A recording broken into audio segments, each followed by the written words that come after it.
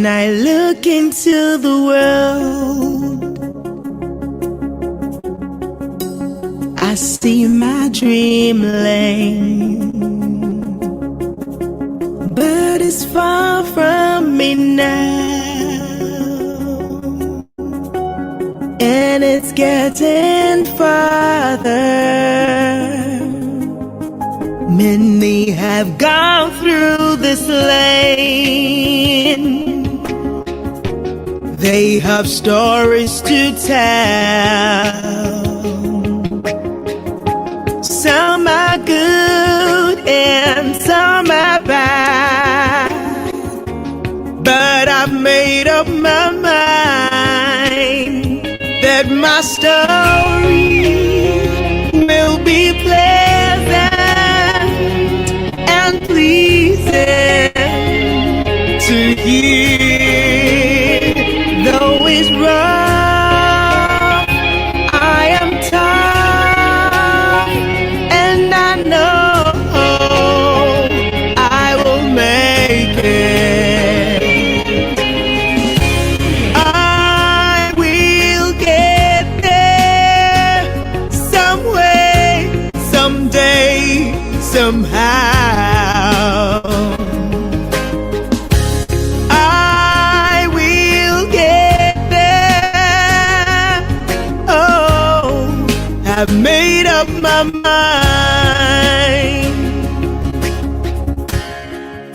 Sitting there in the morning, right in front of the mirror,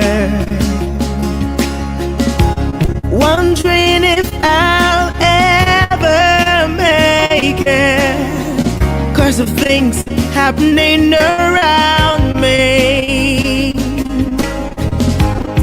And then I heard this little voice say to me, "My child, you're going to make it." And then it dawned on me that I am made for the top. So no matter what it takes, I am ready for this journey. I will get there someday, some way, somehow. Oh, yeah. I will get there someday, some way, somehow. I will get there someday, some way, somehow. Oh, and I know that I will get there someday, some way, somehow. I will get there. Oh, I will get there. I've made up my mind.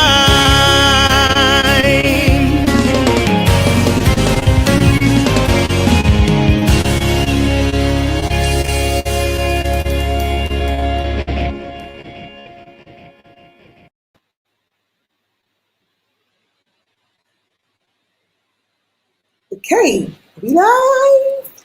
Yes, welcome to the summit. Yes. Do we have anybody here already? I can't see any comments yet. Oh, the Just Email Company. Hi, welcome to this amazing summit. It's so good to have you here. Please, as you join, just say hi. Let us see your comments, in the comment section. Tell us where you're connecting from. Yes, just tell us how excited you are about the summit today. Ideas to Profit Summit is live. Yes, who is excited? Please don't leave me excited alone in the studio, okay? I need your excitement. So let me see or feel it, because I can't see you, but I can feel it. So set this place on fire with the positive vibe. Let's say it. Yes. My president says yes. So good to be here. I am delighted to be hosting or opening, the summit today. As in, it is not a walk in the park to put together an event and then a summit that is so power packed. When I saw the speakers, I'm like, what? This is going to be power packed. Like, this is going to be lit. All right. So I am so excited to be here. I hope that you're excited too. Please show your excitement by registering your presence in the comment section.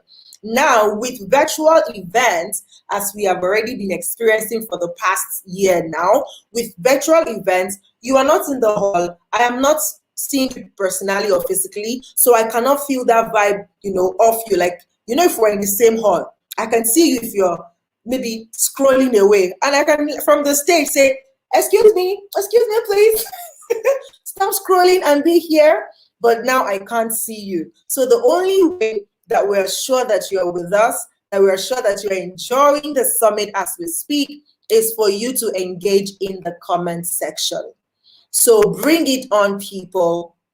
Let us see your comments in the comment section. Let us know that you are here. Please register your presence by simply saying, yes, I'm here at the summit, Idea to Profit Summit, and I'm excited to be a part of this, all right?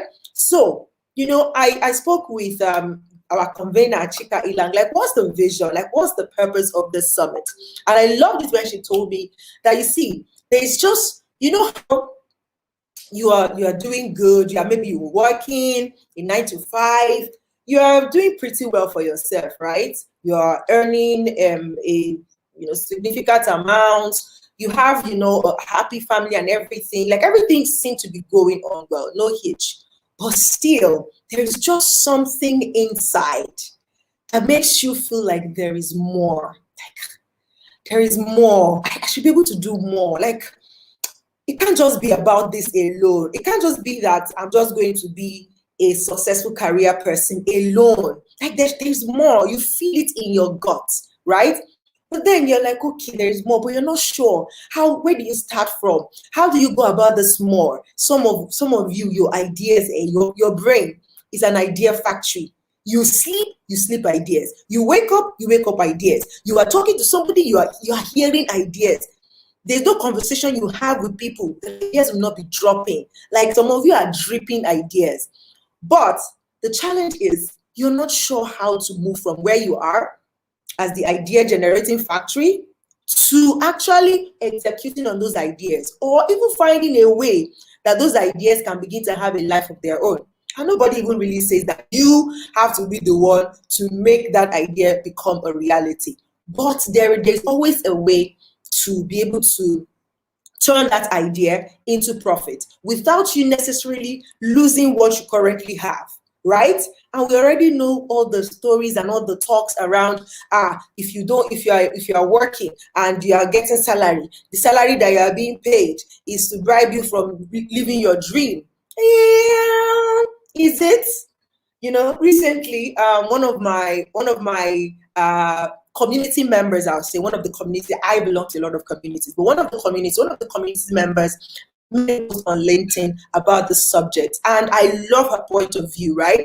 That when that quote comes, like, I don't just take it hook, line, and sinker, that because you are being paid a salary means that you are being robbed of your dream. No. And she gave an analogy of her friend, a colleague at work, who she worked in one of the big fours, right? So, but one of her colleagues actually has a comedian talent, right?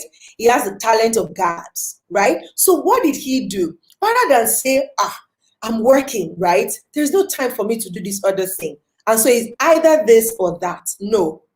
Rich people, wealthy people, successful people think this and that. They just find a system to be able to merge it together. And so what did he do? He registered his presence in the company with his, he came forward, he put his foot forward as a talented person in that field.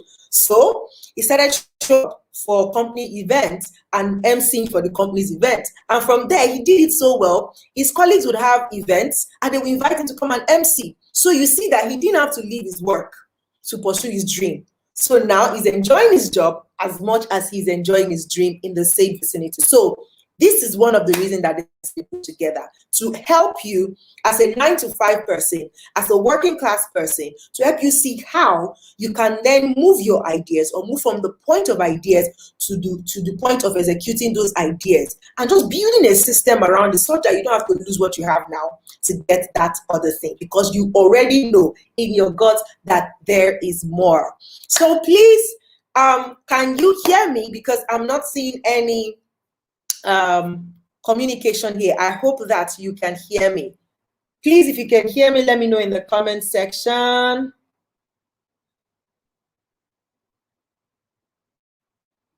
Is anybody here? Can you hear me? Please, I would like to know in the comment section. I am trying to also join. Please let me know you can hear me.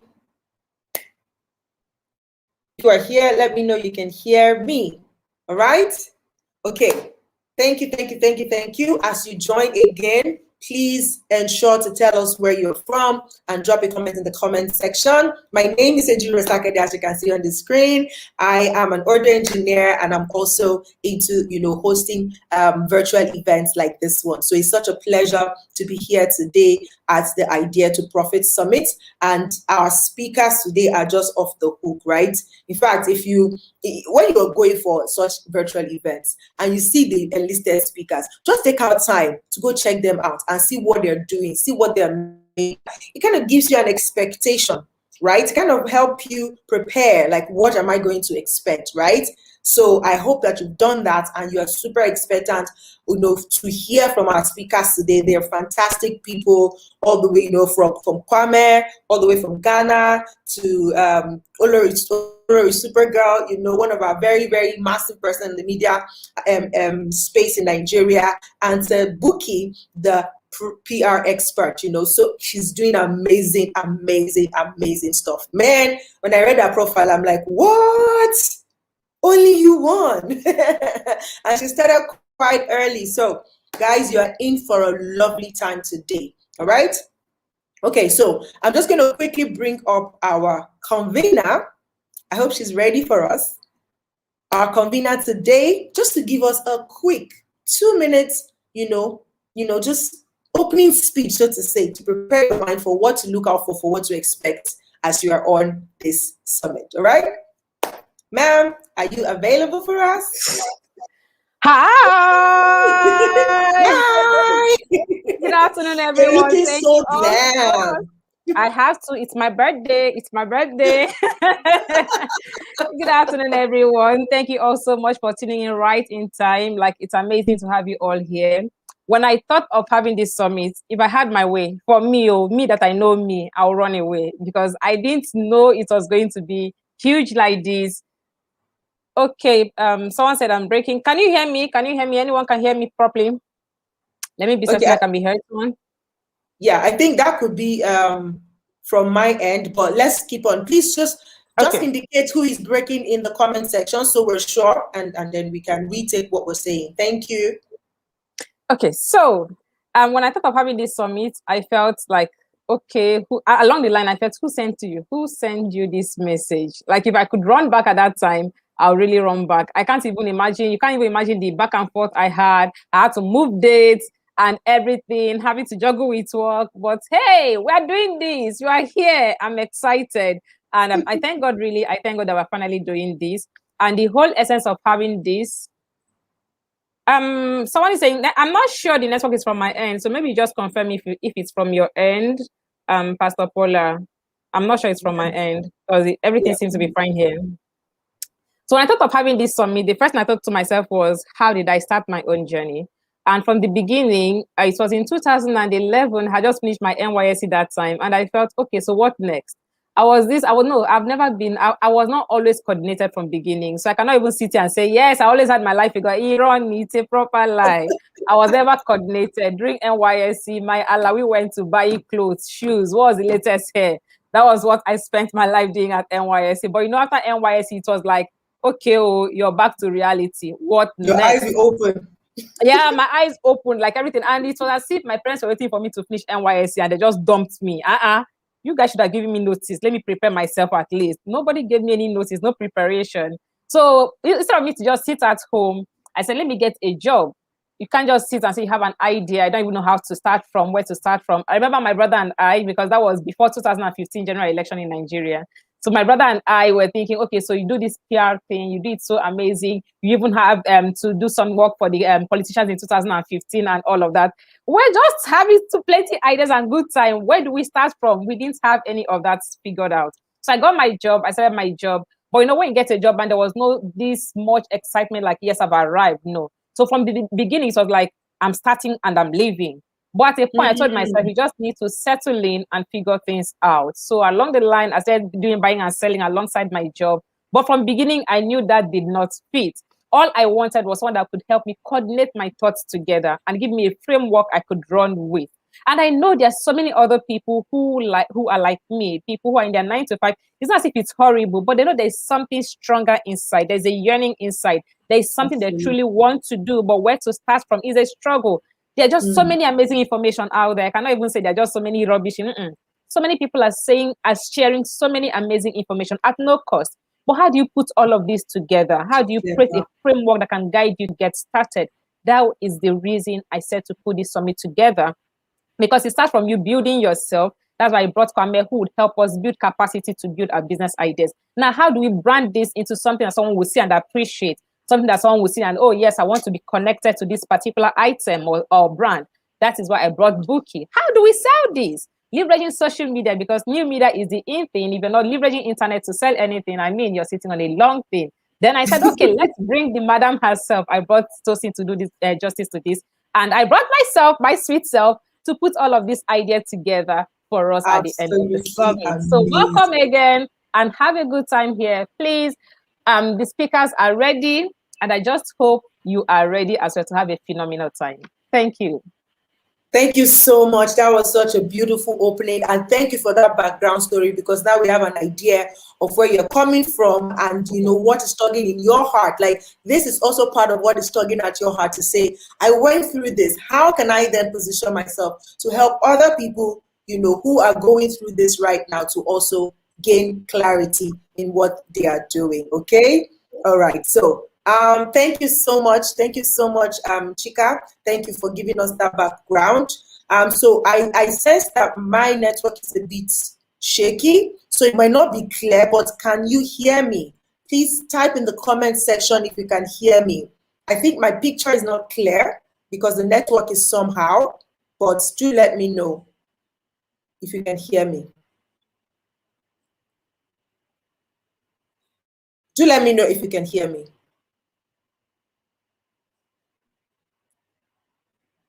Okay, it says it's breaking. You say it's breaking. Oh, I'm so sorry about that. Is it still breaking now?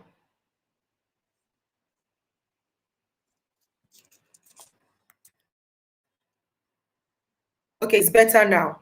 Okay, thank you so much. I apologize for this network thing. It just started doing anyhow, but we move, right? As we say, we move. We don't let this sort of thing deter us from where we're going and what we want to do. Okay, all right. Thank you, Temitope. I see you, sis. Thank you, thank you, thank you. Okay, so without further ado, Chika, I hope that our first guest is ready. Is our first guest ready? If our first speaker is ready, I'm going to leave the stage now, and I'm going to, okay, fantastic, and I'm going to leave in the hands of our first speaker all the way from Ghana. If I just listen or watch, you know, his profile, and then it's going to come on board. Like, and please, if you are not ready yet, grab your pen, grab your notes, and sit down and let's learn. Okay? Thank you so much for being here today, and thank you again. See you some other time. Keynote speaker a two-time TEDx speaker, brand architect, public speaking coach, serial Kwame A.A. Okpoku is a futurist, global business keynote speaker, a two-time TEDx speaker, brand architect, public speaking coach, serial entrepreneur, and a social media digital marketer. As an entrepreneur, he is the CEO of Mary and Mary Global Partners, a leading communication, marketing, and PR firm with a bank of super creative and talented minds connecting, informing, and creating inspiring work. He is also the co-founder and lead curator of We Festival Africa, a unique platform dedicated to supporting women entrepreneurs who are in the trenches of building their business. He is one of the most recognized voices in the continent in the area of exponential technologies and has since founded Future of Business Africa, FOBA. FOBA Global is an independent, non-profit futuristic business think tank using exponential technologies to tackle Africa's biggest challenges and creating the future today. He is also the co-founder of the Pan-African Institute of Business, Innovation and Technology, a collaborative learning platform and educational institute focused on raising the next crop of exponential thinkers and innovators. He is an itinerary speaker on the subject of AI, robotics, space economy, nanotechnology, virtual reality, augmented reality, optogenetics, exponential organizations, disruption curves, and so on. He is the founder and president of the Institute of Future Learning. Welcome, Kwame Okpoku.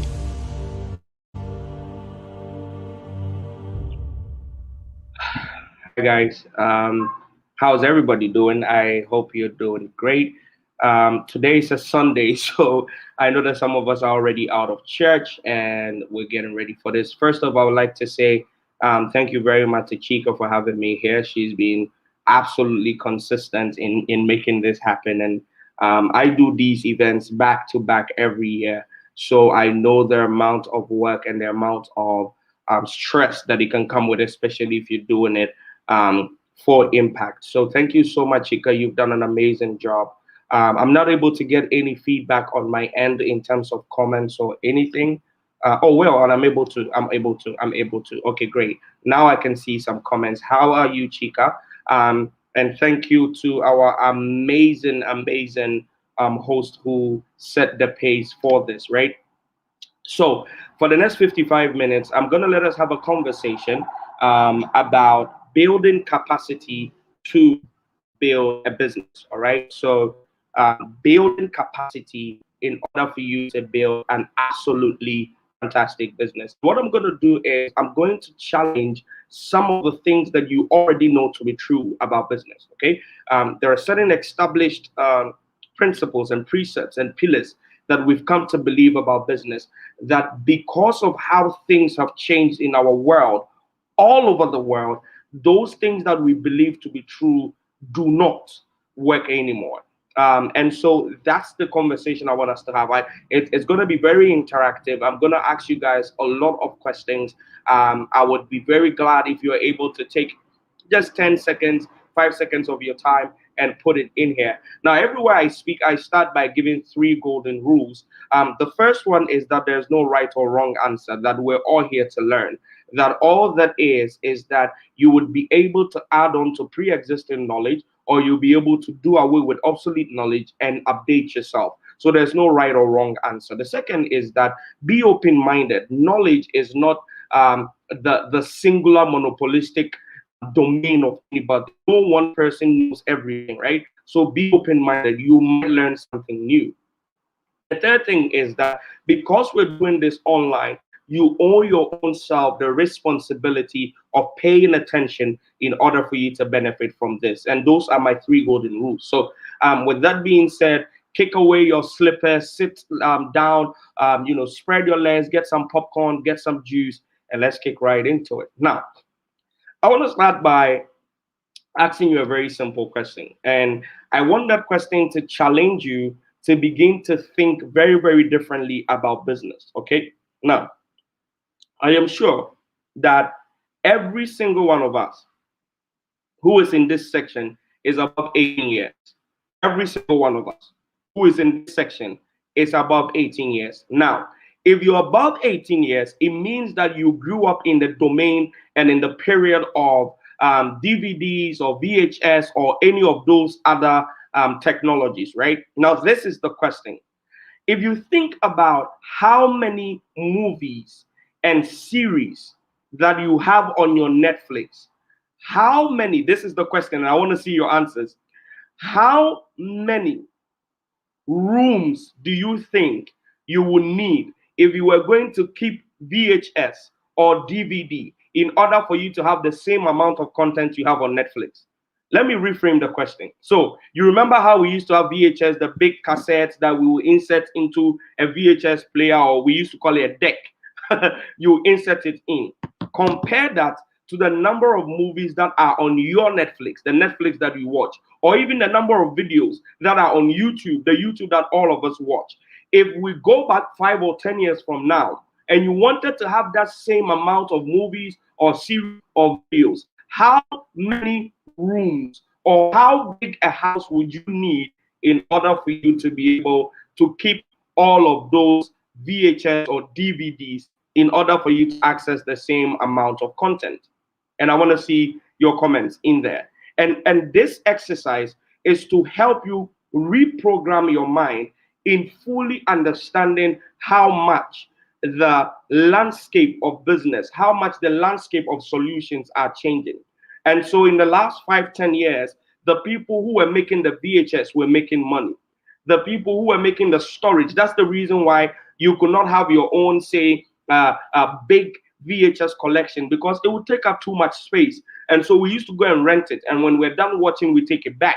It was the same thing for DVDs. Chika says you're going to need an entire estate. In fact, you might need the whole of Lagos Island put together if you think about the number of movies and series that are on Netflix. Temitope says a whole lot of rooms, right? So now that you don't need all of that, the question is the people who are making the money off of the VHS renting, the people that had a physical building that you can go into and go and rent your DVDs, what has happened to them?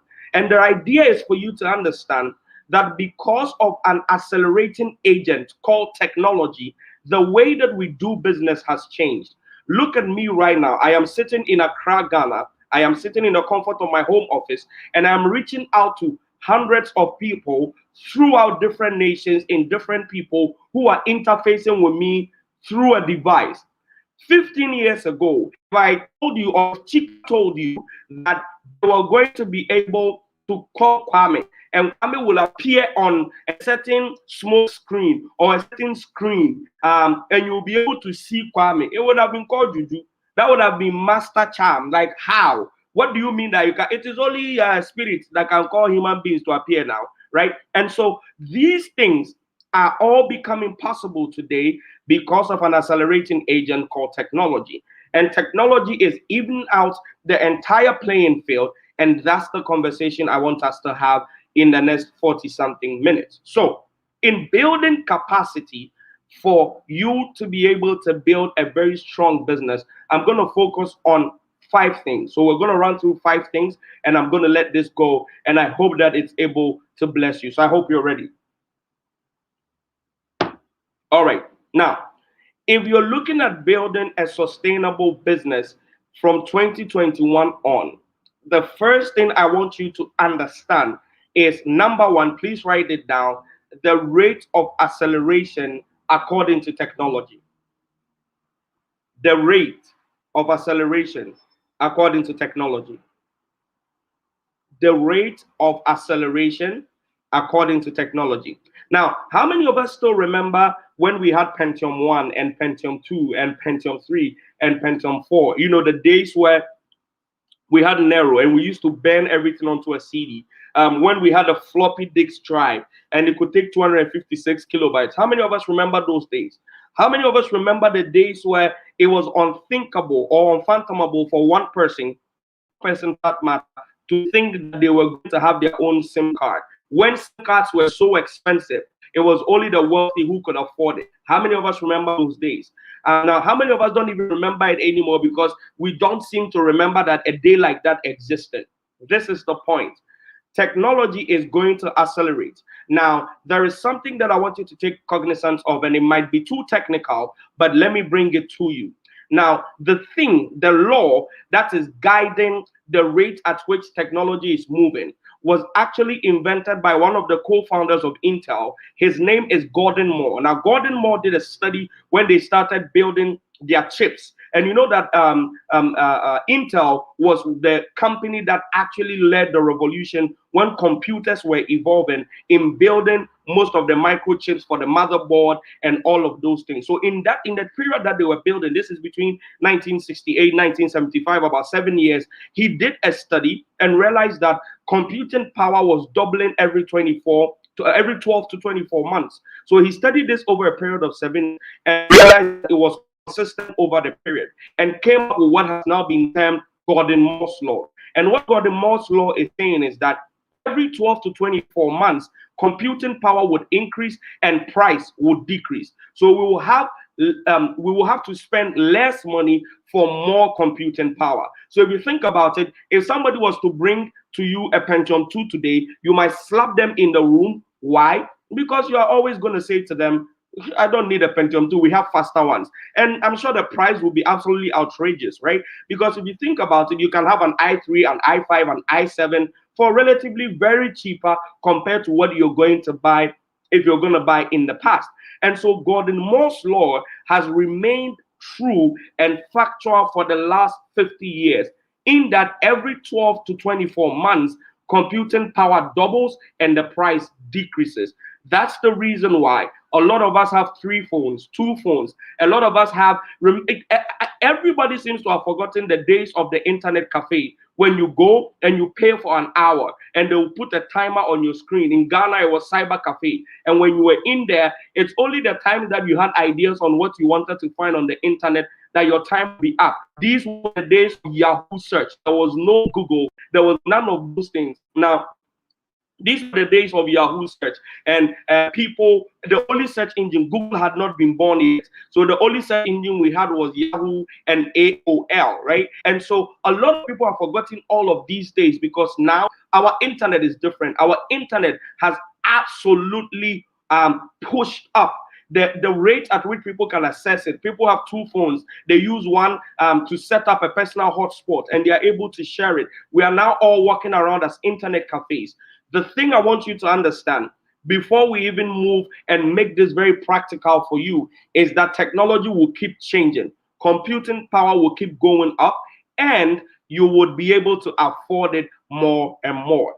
This is not going to change. So number one, please, if you're a founder, if you're looking at building a business, if you're an employee, if you're an employer, if you're an innovator, if you're somebody who's thinking of creating value and solutions and business and being able to monetize those values and solutions, please be aware of the acceleration agents for technology. And I've introduced you to Gordon Moore's law. So if I were you, I would put myself up and do more research about Gordon Moore's law. His name Moore is M-O-O-R-E-X apostrophe S. So Moore's law. You can read about it and look at how it applies to your industry, your domain, your product, your service, and everything else you're trying to do. The second thing, the number 2 thing you're going to look at in building capacity to build your business is a concept called lifelong learning. Now, you need to write this down, and it will do you a lot of good. Why? Because the terrain has totally changed. Now, this is what I mean. It used to be that people would be able, so the name is Gordon Moore, like the name Gordon, G-O-R-D-O-N. So Chika, please correct that for me so people are able to see it in the chat. Now, let me come back to lifelong learning. Now, lifelong learning is the idea that when people used to go to school for a period of time, they They will go to creche, they'll come to primary, go to high school, go to the university, do their service. After their service is done, they get a couple more upgrades. So they do the masters, their MBAs, and they feel absolutely good, right? Now, the problem with that is that it doesn't work anymore. You will not be able to go to school, learn one thing, and stick with that one thing for the rest of your career. Why? That number one point I gave you, the accelerating factor of technology, is changing everything such that, think about this, guys. If you did marketing 5 years ago, or if you are in school right now doing marketing, they are teaching you the 4 P's of marketing. I think there's place, there's price, there's promotion, and there's another P. When you come into the real world, there's no such thing as place. Even price has become a little bit more of a perceived value conversation. But now that you've come into the real world, where they've taught you ways to market using television and radio and, on the ground type of mass marketing, but you get into the real world, the clients need you to do Snapchat marketing. They need you to do virtual reality marketing. They need you to do immersive marketing. They need you to do haptic touch internet marketing. None of these things were taught to you in school. So you are out, you have the degree, you have the A4 sheet that says that you're supposed to know and bring value to the market. But once you get to the market, you realize that you don't have any real tangible knowledge that is relevant to the market as we speak in real times, right? And so what you need to do for yourself as you look to build absolutely strong capacity for business is that you're going to have to commit yourself to lifelong learning. You're going to have to tell yourself, I am not going to limit my education to the classroom. And I want you to say it after me. So if you're watching, say this to yourself. I do this a lot of the time. Put your hand on your chest, raise your right hand and say, I will not limit my education to the classroom. And the reason is because there is so much available for us in terms of knowledge, in terms of access to information, that we cannot allow the limits of our educational system and our schooling system to place us under any form of restriction in our growth. And so if you're a founder, if you're looking at building something from idea to profit, you're going to also be a lifelong student. Commit yourself to research, commit yourself to market research, commit yourself to industry research. Who are the top 10 dominant players in your industry? Who are the top 2-3 companies that are looking to disrupt your business? Which trends are facing out and which trends are coming up new? You need to be the person who knows it. Imagine if a company like Kodak or any of the camera companies could have looked into the future and said, the idea of helicopters flying into the air with a camera guy sitting in it and a pilot piloting it wouldn't be sustainable in the near future. And they themselves thought about the drone camera and invented it. They would have cannibalized their core business, but they would have in turn created the next boom for their own selves. And because they were not able to do some scenario forecasting and be able to stick to the research, stick to research and development, stick to understanding the trends and the things that can change, now big companies like Kodak and most of the big camera companies that we grew up knowing are nowhere in the picture. And we're seeing new companies like DJI and all of these who are producing the drone cameras and all of these things. And so if you want to learn any lesson from these people, it is that you need to absolutely commit yourself to learning, to research, to testing out, to experimentations. In fact, if you go to IBM, IBM has a reward for people who make enough experiments and test on products and fail. If you do enough experiments and you fail, IBM will give you a specific reward. And so there's so much encouragement within their innovation system to encourage more and more people to keep trying out and experimenting with new ideas. If you're looking at building capacity for 2021, I want you to fully commit yourself to lifelong learning. Now, if you want sources and places where you are able to get the latest information, you are able to get the latest ideas and understand industry and what is changing, all of that information is available online. All you need to do is hit your Googles and know the right keywords to use, the industry you are in and the future of it. You can just go right now to Google. And if you're a baker or you are a caterer, you can just type the future of catering. You're going to be exposed to a myriad of articles, some level of academic research papers. Those are the things you want to commit yourself to. You can look at the future of marketing if you're a marketer, the future of authorship if you're somebody who's good at writing books, and start reading people's ideas. The ones you find interesting, dig deeper, find more information, find more people who are talking about that. Equip yourself with new information about your industry. Let us brief over that and drink some water as we go to number 3.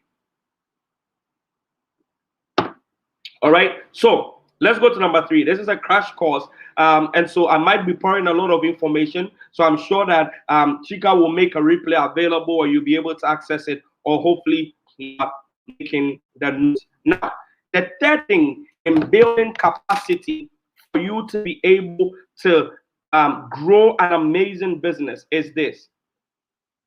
Understand that the market rewards value and results. And I need to drum this home. Let me take my time and drum this home for a lot of you who are looking at building businesses. The market does not care about your product per se. The market, let me repeat, the market does not care about your product per se. The market cares about the value your product offers and the solution it provides to their problems. This is the reason why, for instance, in health, okay, this is one of the industries where you do not hear people bargaining. Why? Because when a client or a consumer or a customer knows their pain point and they are convinced that your solution would heal, would take care, would obliterate that particular problem, they do not care about price. A lot of you have a problem with price because your value and your resource proposition is not strong enough. And even though this might be a bad example, please pardon me to be able to use it. You will not hear anybody go to the hospital and they are told that, God forbid, you have cancer. And then they are told that we can do a surgery for you. The surgery is $35,000. And the person will tell the doctor, doctor, can we price now? Can you please bring it to $22,000? No. Immediately they hear the amount, whether they can afford it or not, they get out of the room and they go and organize themselves. Why? Because price is not a conversation when value and resource is guaranteed. Let me repeat that. Price is not in the conversation when value and results is guaranteed.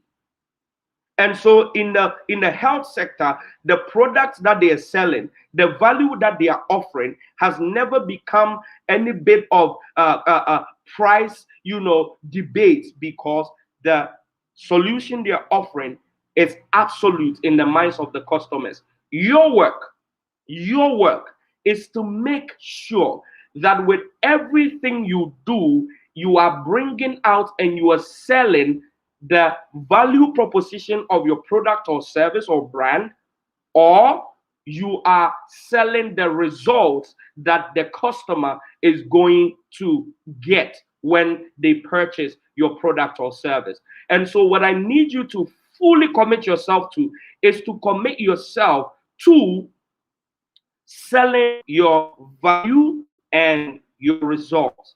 That's the reason why, if you're going to do, especially this internet space, especially on digital platforms, if you're going to be offering your products and services, that's the reason why testimonials are very strong. That's the reason why people to let other people know the results that they've gotten for your product or service is very important. And this is the reason why you need to put absolute thought into whatever you are building to make sure it solves a problem. There is something known as the creator's illusion.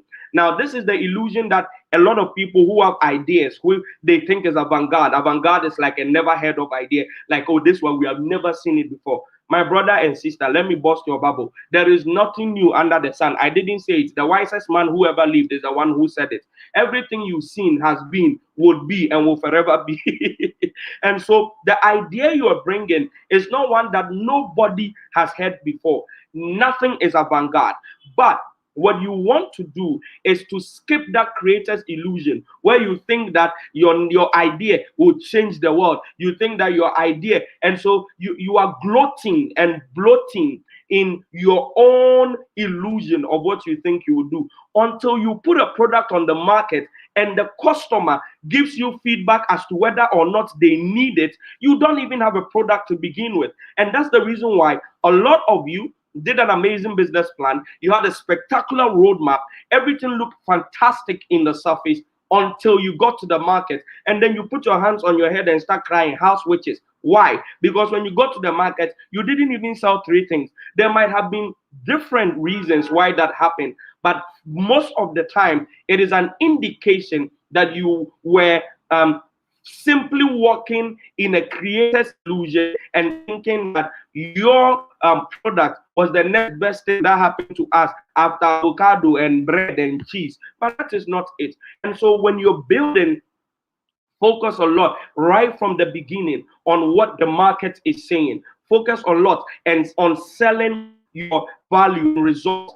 Find a small test group, whether that will be your close friends, your family. If it is a product you are offering, offer it to a small group of people. Let them apply that product. Let them use that service. Let them give you honest, candid feedback about the service. This allows you to, before you go to the market, have real tangible proof of results, proof of value, proof of concept, and immediately you go into the market, you will be able to see some level of success. So number 3, build to sell your value and your results, not your product per se. People don't actually care. If you think about it, Rolex does not sell watches. Rolex sells power. They sell exclusivity. They sell success. They sell luxury. If you look at Nike, Nike sells motivation. They sell inspiration. They sell success. When you look at Harley Davidson, the motorbike company, they don't sell moto. They actually sell outlaw. They sell freedom, breaking free from the system.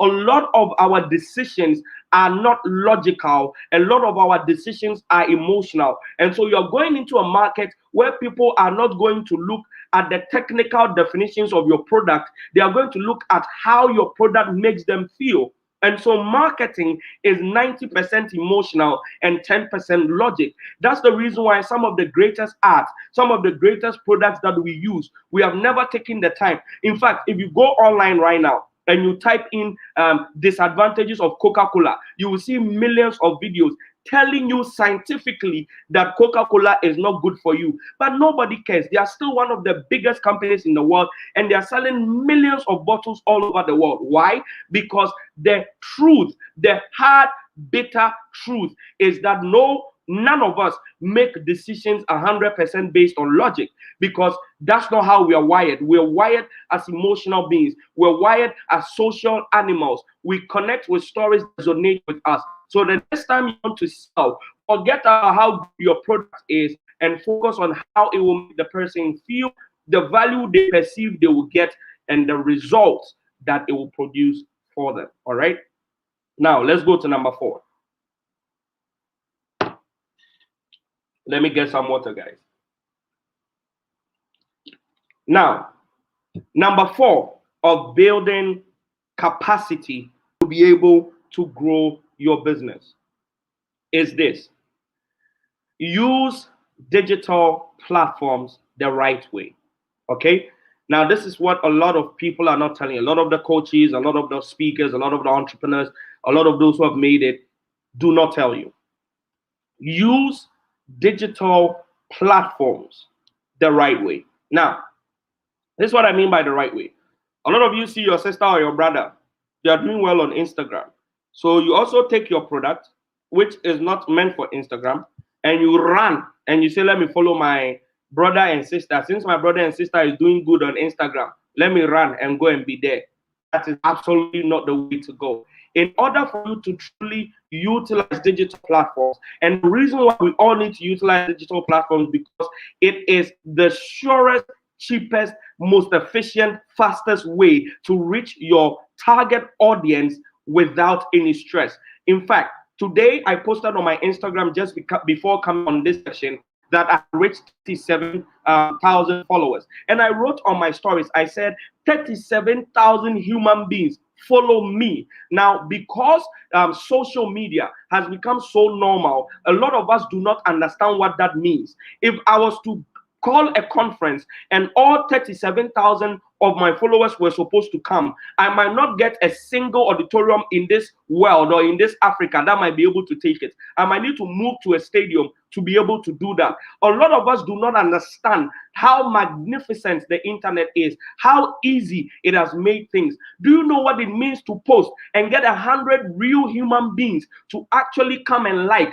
Think about it as standing and delivering a message and having 100 people walk by you one after the other saying, well done, I like it. Thank you. Well done. I like it. This is how we're not able to process. And so we are not able to truly appreciate how good we have it because we have the internet. And so if you're somebody who is looking to build strong capacity for your business, understand digital platforms.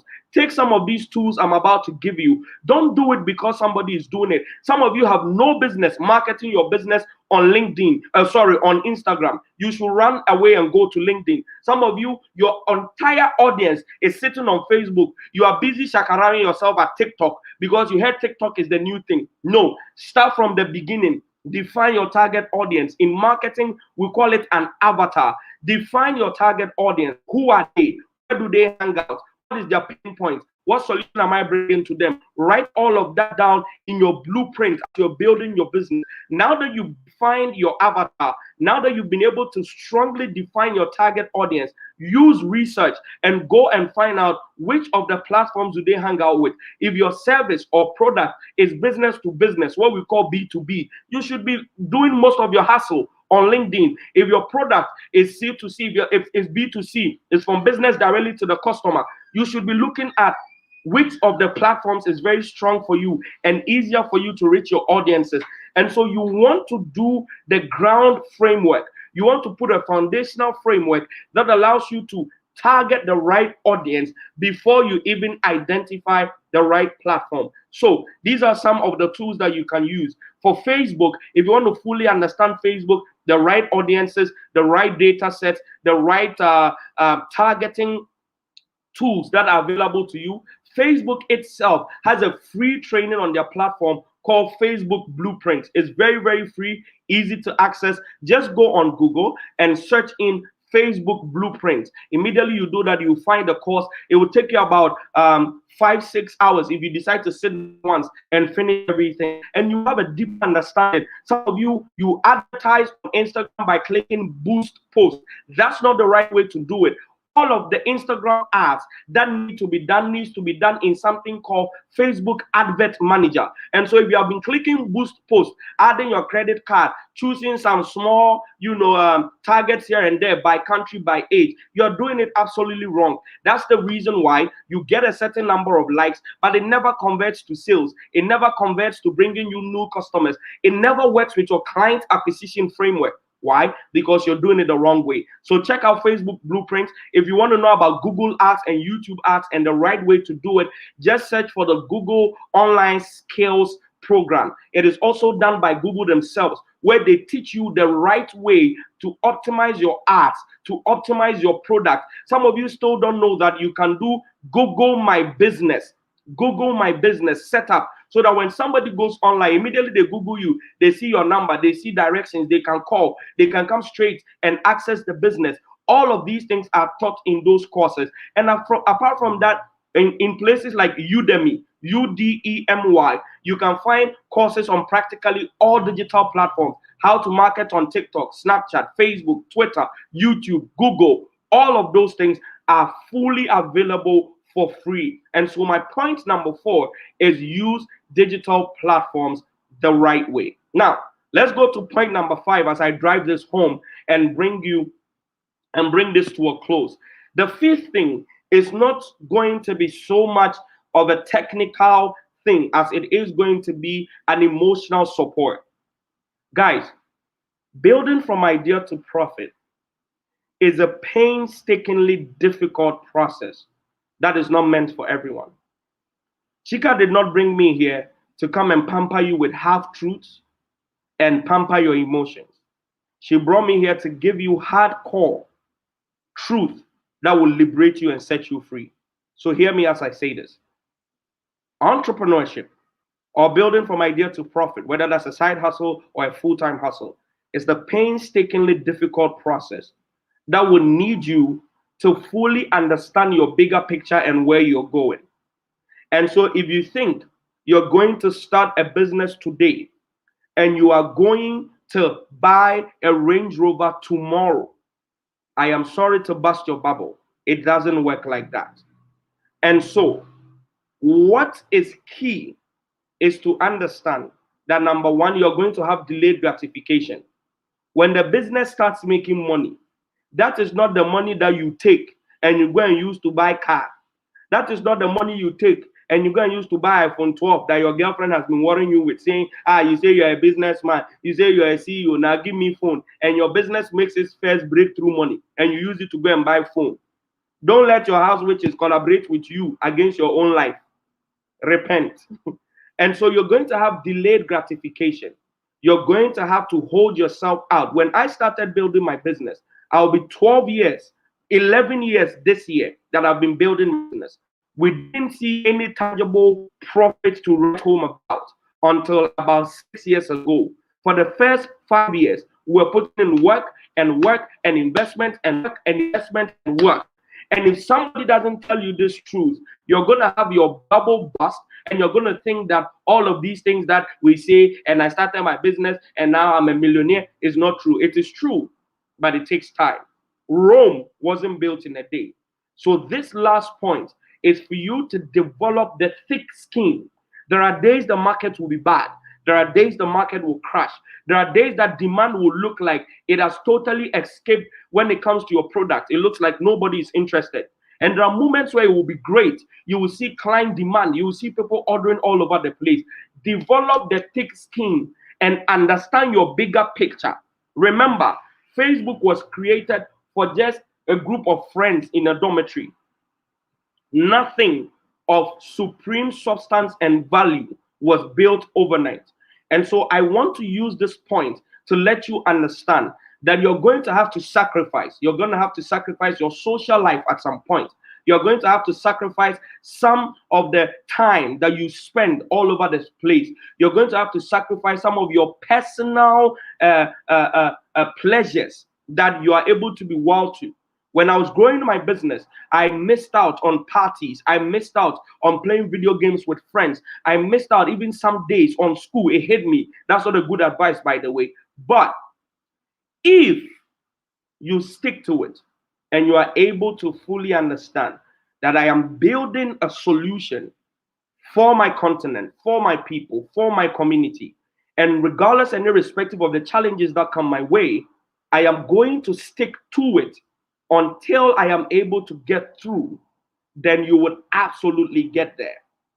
The final thing I'm going to say to you is this, and this is literally my ethos and the purpose of the work that I do as a speaker, as an innovator, and with all the stuff that I do across the continent. Africa's problems will be solved by Africans. That statement is so potent and strong that the day it settled in me, in my soul, in my spirit, I decided to commit to it. Nobody is coming to solve our problems for us. They understand it. It's not their land. It is not their heritage. Posterity will not judge. But our problems will need to be solved by us. And so whatever that idea is that you have, your continent needs it. Your people need it. We're counting on you. That business, that product, that service is what we need to be able to create that collective ripple effect across our continent, to be able to break from that limitation that we have and move into what we call the African Renaissance. Stop complaining, stop nagging. We have done the complaining, we've done the nagging. We've even marched and we didn't really achieve the results we had. It is time for us to own our own destinies, especially as young people. And this is my challenge to you as I wrap this up. We need to own our own destinies. We need to take everything into our own hands and go out there. And instead of complaining, instead of pointing fingers, we need to be able to say, I will let the change start with me.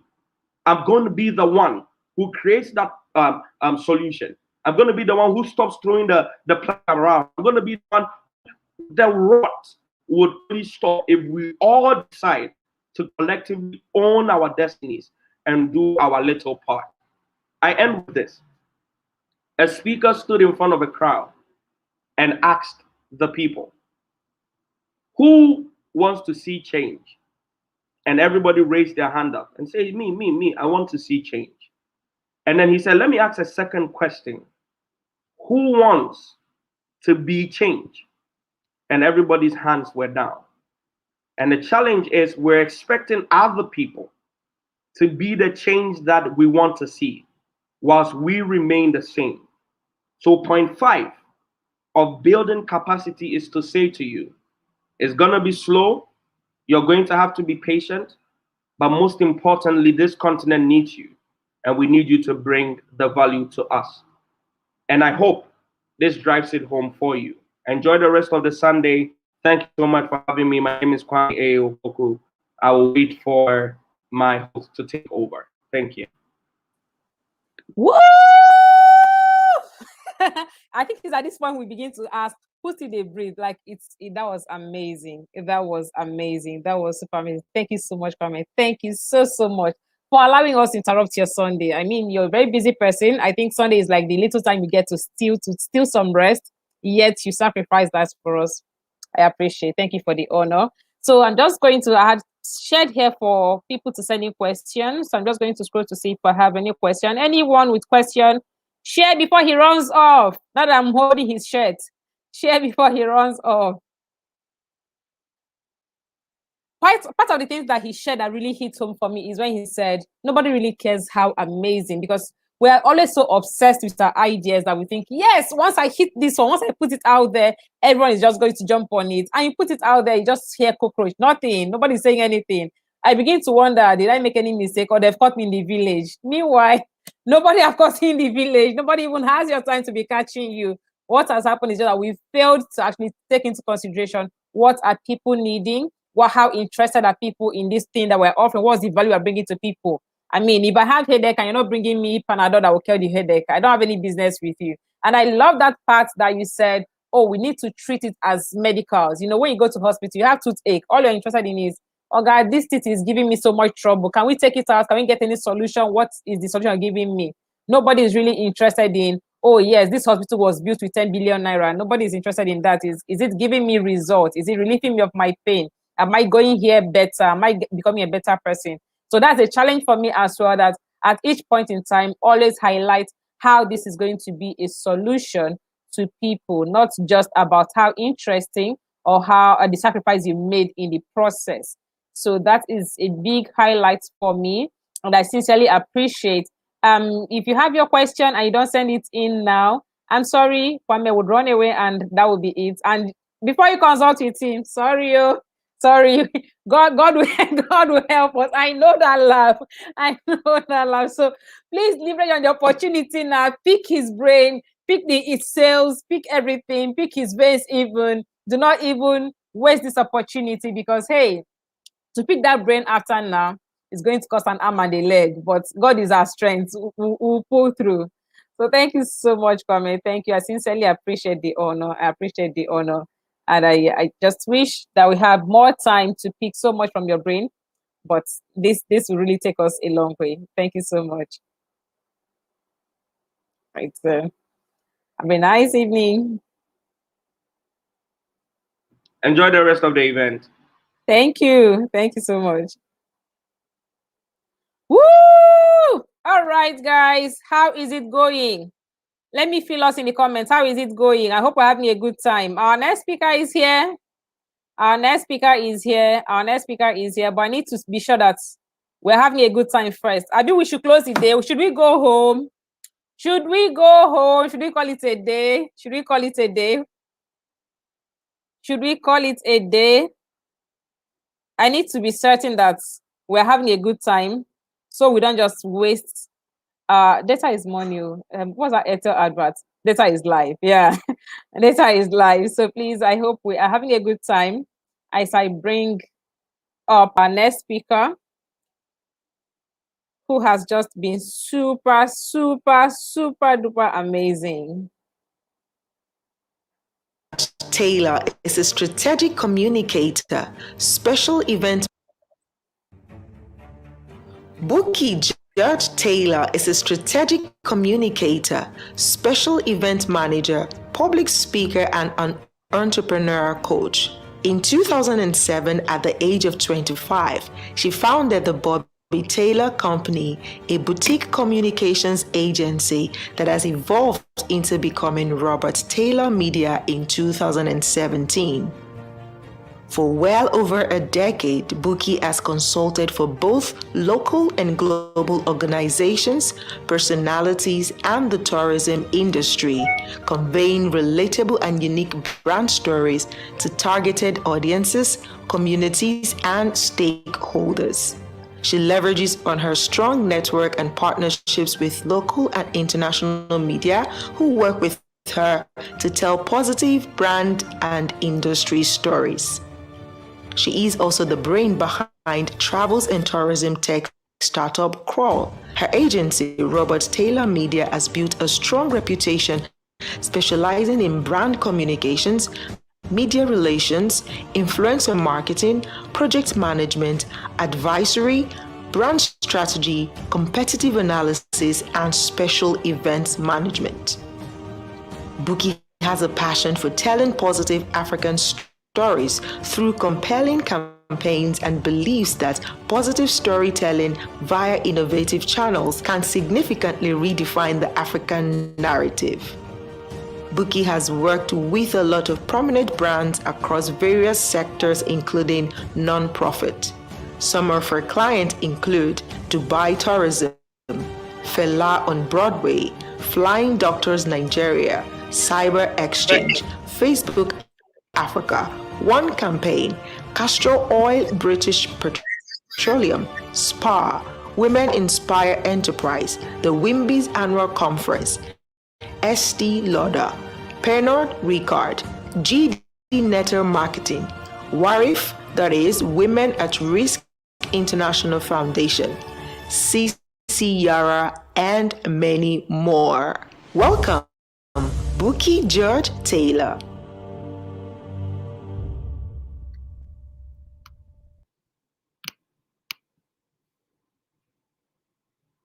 Hello.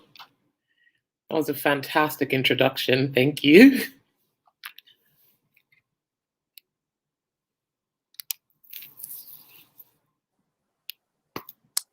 Thank you. Hi, Chica. Hi, Buki. Thank you so much.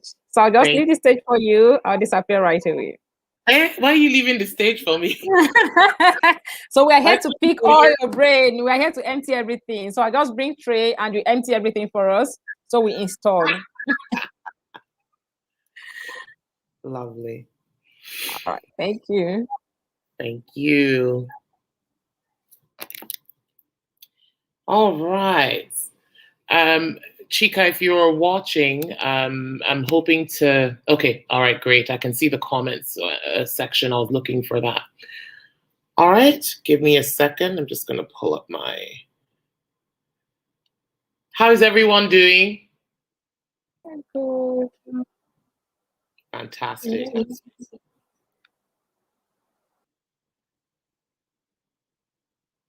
I like to start my,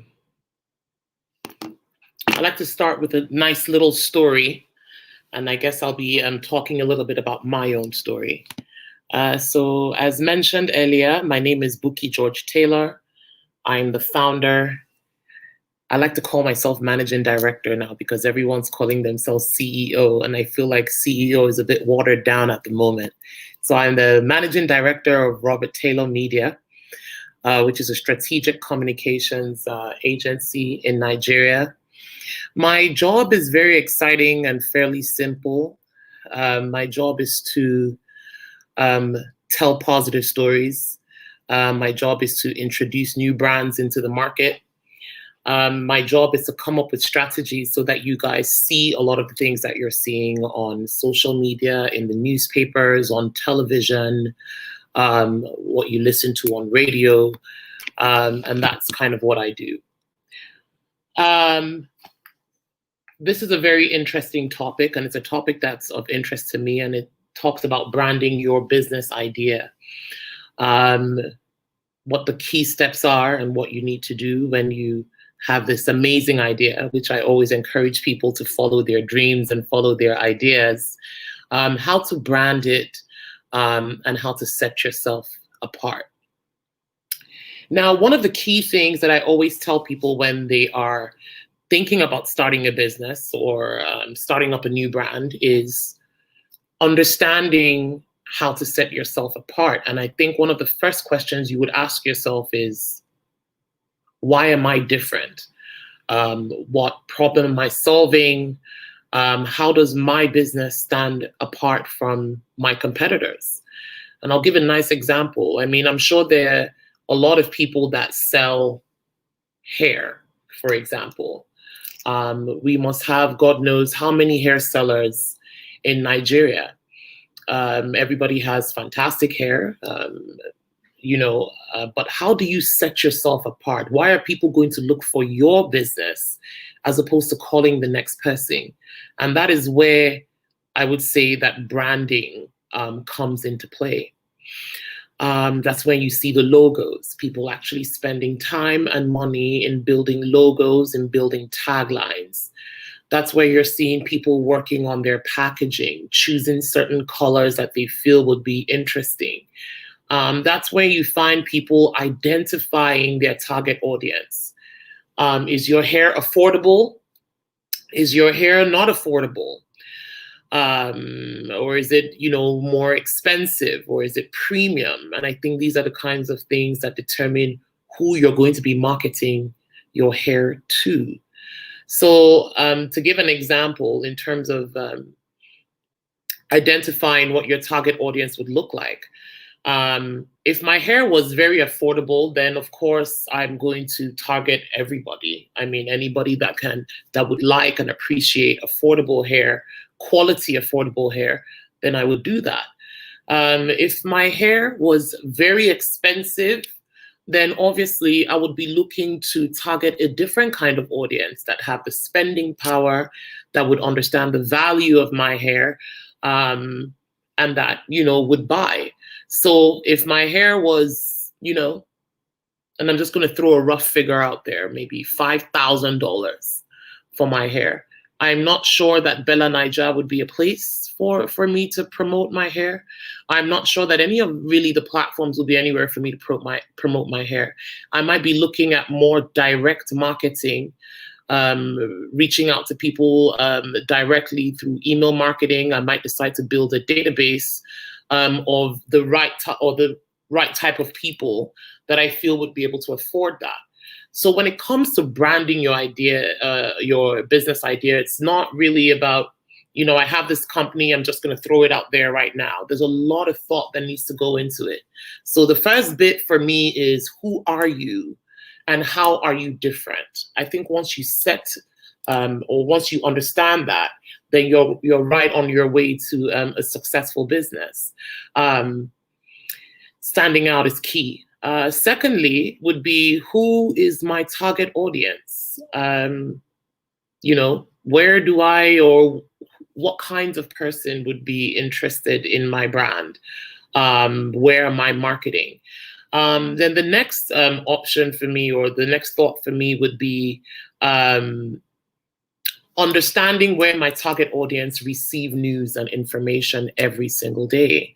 And so therefore we're looking at, thank you, Paula. Then we're looking at, what Instagram platforms would I find my target audience in? What kind of events would they attend? What newspapers are they reading? What magazines are they reading? What influencers are they watching? And then that's where I'm going to go and place my brand so that it can be top of mind for my audience, and all of that great stuff. I started my business when I was 25 years old. I wanted to start my own agency. I had not had formal training in public relations at the time, but I did have a passion and a flair for it. My mother was a public relations practitioner. She has a master's in public relations and marketing. And she was MD advertising and marketing for Nigeria Airways. So I was born into that space. I knew what it meant and the importance of media and storytelling and working on narratives and X, Y, and Z. A lot of people say that, to start a business, you need capital. And I try to tell people that I started without any capital. And I guess it was easier for me because my business is more service oriented as opposed to, a business where it's product oriented. So I looked into my Rolodex and I found a couple of my friends that were very good in graphics, and they designed for me a fantastic logo. It was like a Bobby Taylor. It was a Bobby Taylor logo. My tagline was "Because you're buzzworthy," and that was a tagline that I used. My friends also built my website for me, and I wrote a press release introducing my brand, and I threw it out there. And if I remember correctly, I threw it out on Facebook. Now, when it comes to putting out your business and really putting it out, I'll talk to you a little bit about, one of the strategies that I used. I remember sitting down in my small apartment in Winnipeg, Manitoba, wondering exactly how I was going to enter the Nigerian market. I started to look for events. And I came across the Future Awards, and I remember emailing Debola Williams and Chude and saying to them, my name is Buki. I own a company called the Bobby Taylor Company. It's a PR agency. I see you have an upcoming event called the Future Awards. I would like to donate the gift bags, the official gift bags, to your winners at no cost. The only thing that I would ask in return is that I'm listed as a sponsor, and that at every interval, you would announce that the gift bags have been provided by the Bobby Taylor Company. And I'm providing these gift bags for free, and I promise you that these are going to be the best gift bags that the Future Awards has ever seen. And I get an email back, and they said, "We are game. Please let us know the content, send us all your details," and all of that. So now, to me, I'm one leg in, and my next thought was, okay, so what's going to go in my gift bags? My gift bags have to be amazing. This is the first time I'm going to go back into Nigeria since I was 15 years old, and I'm trying to introduce this new brand, and so therefore it has to be great. And I remember emailing quite a few people saying, "Listen, I'm preparing a gift bag for the Future Awards. There's going to be 30 winners, so I have 30 gift bags. I need everyone to donate 30 items and X, Y, and Z." And the response was absolutely overwhelming. We got 30 nice big products from House of Tara. T.Y. Bello had just come out with the album and a CD called The Land is Green, I believe it was called. I got T-shirts from Mr. King in the UK. I got books from Ekene Onu, chick literature. I think the book was called The Mrs. Club. I ordered 30 iPod shuffles from China and not from the Apple Store. Not from the Apple Store, from China. They were branded Bobby Taylor at the back. And I can't remember all the other items, but it was a pretty rich, nice gift bag. And I remember going into a craft store and buying these bright pink gift bags and using letter stickers and sticking Bobby Taylor on those gift bags. And I packed my suitcase and I bought an economy ticket and I went back home. So yes, I get to the Future Awards. My gift bags are nice, they're bright, they're in your face.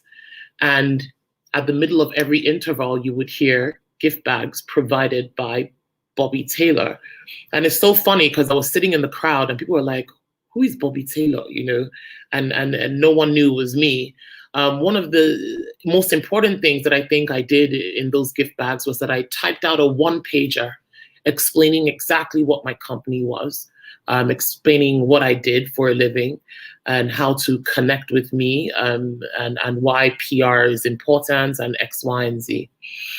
And so every winner of the different categories at the Future Awards were presented these Bobby Taylor gift bags. And I remember very clearly they would stand on stage, they will hold up their gift bags, and you had all these press people in front of the stage taking photos. And you know, right after the event, in all of the newspapers and all of the different platforms, everybody was holding a Bobby Taylor gift bag. And I believe that year, one of the winners was D'banj, and he had a Bobby Taylor gift bag. And he actually looked into the bag, I guess, when he got home and actually gave me a call. And I became his publicist for well over 5 years before I decided to leave the entertainment industry to focus on strictly brands. So what am I saying here? I'm saying that I was able to introduce my brand to a new market by being extremely strategic and not necessarily breaking the bank. You know, sometimes when I tell people that, you know, even if you're a new business, you shouldn't shy away from strategic partnerships. You shouldn't shy away from, you know, being a sponsor just so that people can see your brand, connect with your brand, and, you know, most likely be turned into customers. And these are the kinds of strategies that I used. Keeping in mind that my logo was great. I had a website that you could reference. You know, I was in your face with the Future Awards. And that's how Bobby Taylor came into Nigeria and came to stay. We're even luckier now that things are a lot more simpler. There was no Instagram when I started. There wasn't a lot of social media. I mean, there was Facebook, and I utilized Facebook a lot. I remember a lot of people laughing at me and saying, what kind of PR person is she? She's distributing her press releases on Facebook Notes, and she's tagging all these editors. But of course, it's the simplest way to do that. It was the fastest way and the most effective. So now that we have social media, there's just so much that you can do. You can literally create a digital footprint for yourself and for your business. And people can, you know, visit a page or, you know, and find out a lot more about your business using social media. Influencer marketing is also another thing that I find is really, really, it works. It also helps validate your business, I guess, as authentic if you really know what it means to market your brand using influencers.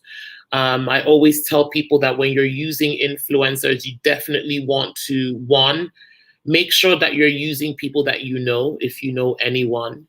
And don't get me wrong, you know, I know a lot of people that start businesses and say, oh, but I don't know anyone.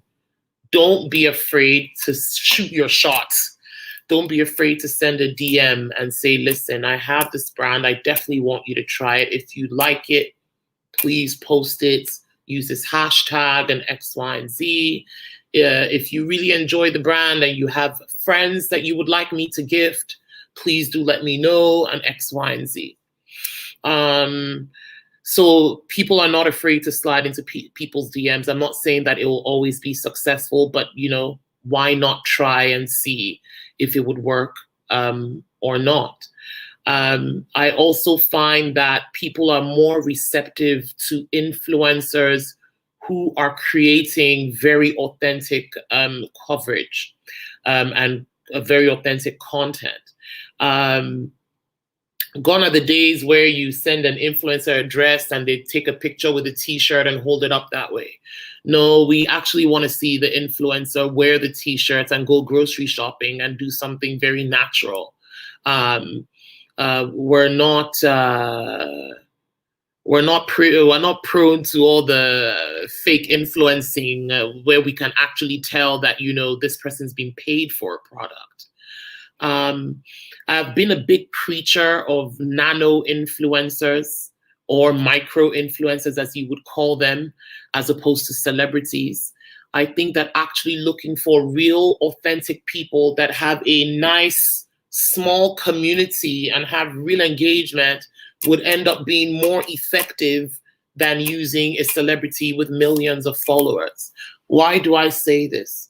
If I see a celebrity, let's say D'banj, wearing a t-shirt or holding a product, it's more likely that I might think that the product is, or that he was paid for it.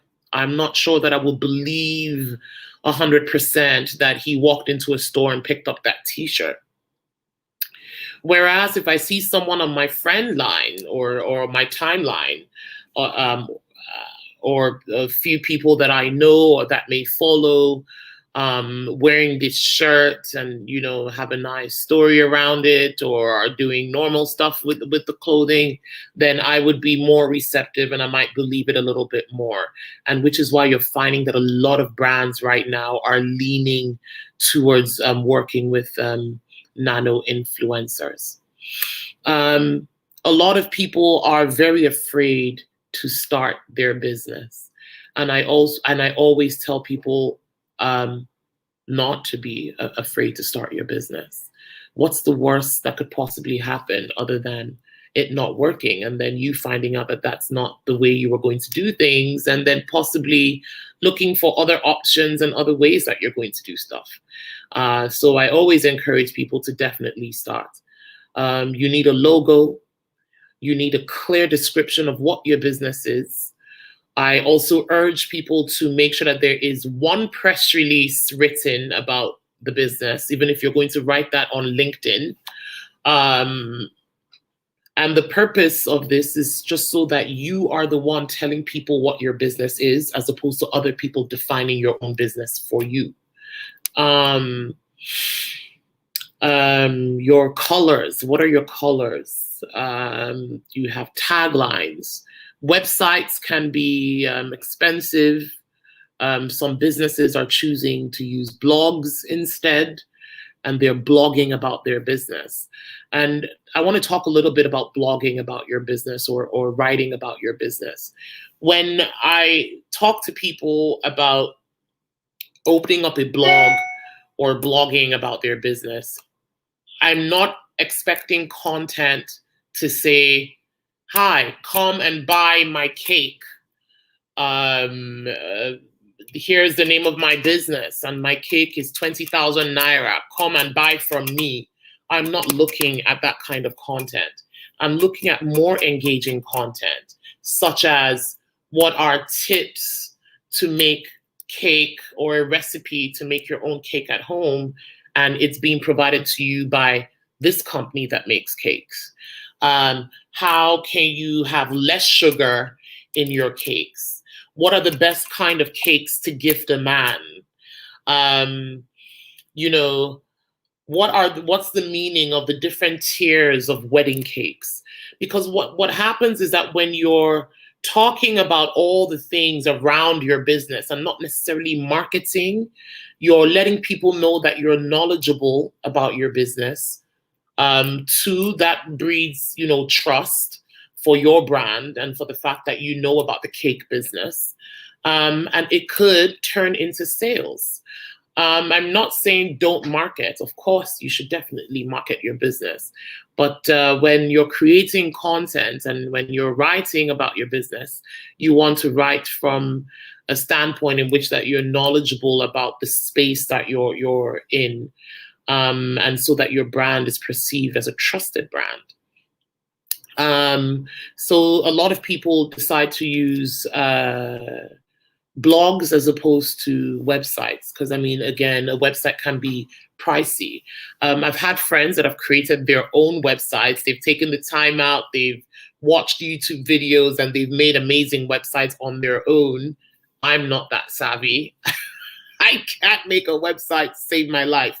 So I do have other friends that are like myself who can't build their own websites and don't want to spend that 150, 250K to do a website. And so they opt for a blog instead.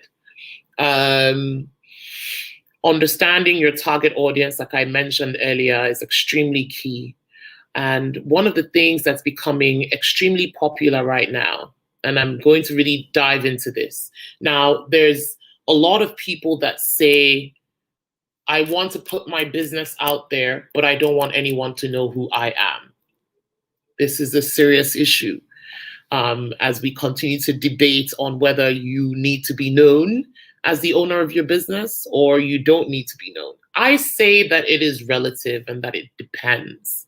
I find that in the Nigerian market, once we can put a face to your brand, we will most likely patronize your brand, and we will most likely find you believable, because it means to us that the fact that your face is there, then that means you're not afraid if we have to come and hold you.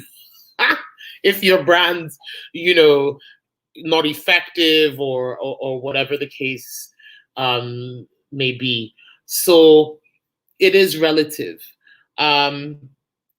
If you're going to be selling bowls of soup, honestly, I really want to see your face. I mean, this is something I'm going to consume. If something happens to me, there needs to be somebody that I can hold accountable. My business wouldn't have worked if there was no face to my business. It was extremely important that people saw who I was, and I'll go a little bit into how to subtly be present in your business so that people can connect with a real person. Unfortunately, Nigeria is not the US, and it's not other parts of the world where you can have a cake brand called Cutie Cakes and everyone just knows that it's the best cakes without knowing the owner. For us, even when we walk into a restaurant in Nigeria, we want to know the owner. Now, how do you put yourself out there without overflogging the whole thing? One, I think that, personal branding becomes very important when it comes to your business. You want people to see that you're knowledgeable. You want people to see that you know exactly what you're doing. It will definitely add trust for your business and for yourself. Now, what are some of the key things when it comes to, personally branding yourself and not taking the shine away from your business? These days, I'm advising people to do quite a few things. I'm advising them to open their own social media pages. I really don't believe in people mixing their social media business page and their personal page. I don't want to see a page where I buy food, bowls of my soup, and then the next post on that page is the owner twerking or the owner posing for something. It just really doesn't go. So I always tell people to open their own pages separately. I'm not saying that you can't be featured in your page and in your business page, but it should be relevant. So that's one. Two, I also encourage people to write or make videos. Videos are trending these days on different topics surrounding your business. So can someone tell me what business they do or what business they're dreaming about doing in the comment section so I can use as examples? So if I was a cake maker, as I mentioned before, I might want to write articles on cakes. You know, if as a PR specialist and as a comms specialist, I write articles surrounding communications. As a matter of fact, my ebook will be out first week in June, and it talks a lot about executive profiling. Now, when people see that I've written a book or I've written an article in strategic communications or events or executive profiling or personal branding, what people might see is that, okay, so this girl knows her onions. She looks like she's speaking at events, talking about, you know, comms and all of these things, then she must be knowledgeable. And if she's knowledgeable, then maybe I should hire her company. You know, I've not always liked public speaking. I fell right into it. Now I love it. Now I can talk about anything concerning my business if you woke me up from sleep. What does this mean as well? It means that even as we're trying to personally brand ourselves as the entrepreneurs and the creators of these amazing businesses that we've come up with, personal development is going to be key. So I'm constantly learning. My team is constantly learning. I invest so much in my team to constantly learn and be well tuned with all the new trends when it comes to comms, or all the new technology when it comes to comms. You want to be knowledgeable so that anytime you're going to speak about your business, you're speaking from an informed point of view. So I always encourage personal development. I mean, if you go on platforms like Udemy.com, Coursera, you find so many free courses in many things. I say take that time out, put your headphones on, sit in front of your computer or your phone and digest information. One of the things that I tell people to do also when they're personally branding themselves is to join organizations or join bodies or join groups that have like minds. So even on a platform like LinkedIn, there are groups. I mean, I'm a member of different communications groups, PR groups. They have all sorts of groups. And what I'm doing is that I'm learning and I'm reading and I'm connecting with other people in my industry. You know, it doesn't really get better than that. In terms of, you know, organizations and joining, I mean, I've joined the Public Relations Society of America. I've joined the Canadian Public Relations Institute. There's different bodies and organizations. I say join them. Because guess what? When you get in front of that potential customer and they tell you, please tell me a little bit about your business and about yourself, you want to be able to say certain things that show that you've taken some bold moves and some bold steps to solidify your business, to remain knowledgeable, and to deliver excellent service. Now, one of the things that I preach, oh man, I swear Nigeria is an amazing country in terms of us people. No matter how much PR you do for your business, if your product is not good enough, no PR in the world will save you. We will call you out at some point. As Nigerians, we will definitely call you out at some point. You can have all the money and push out information saying that you make the best soups and the best soup bowls. My darlings, if your soup does not taste well, someone will talk about it. So in as much as we want to be out there, in as much as we have to sell or we want to sell, we need to also work on our business and our product or our service and make sure that we are actually delivering the best. For example, all of my all of my clients have been 100% referral. My business will be 15 years old next year. I've just given up my age. Yeah. Business will be 15 years old next year. And all of my clients have been by referral only. What does this mean?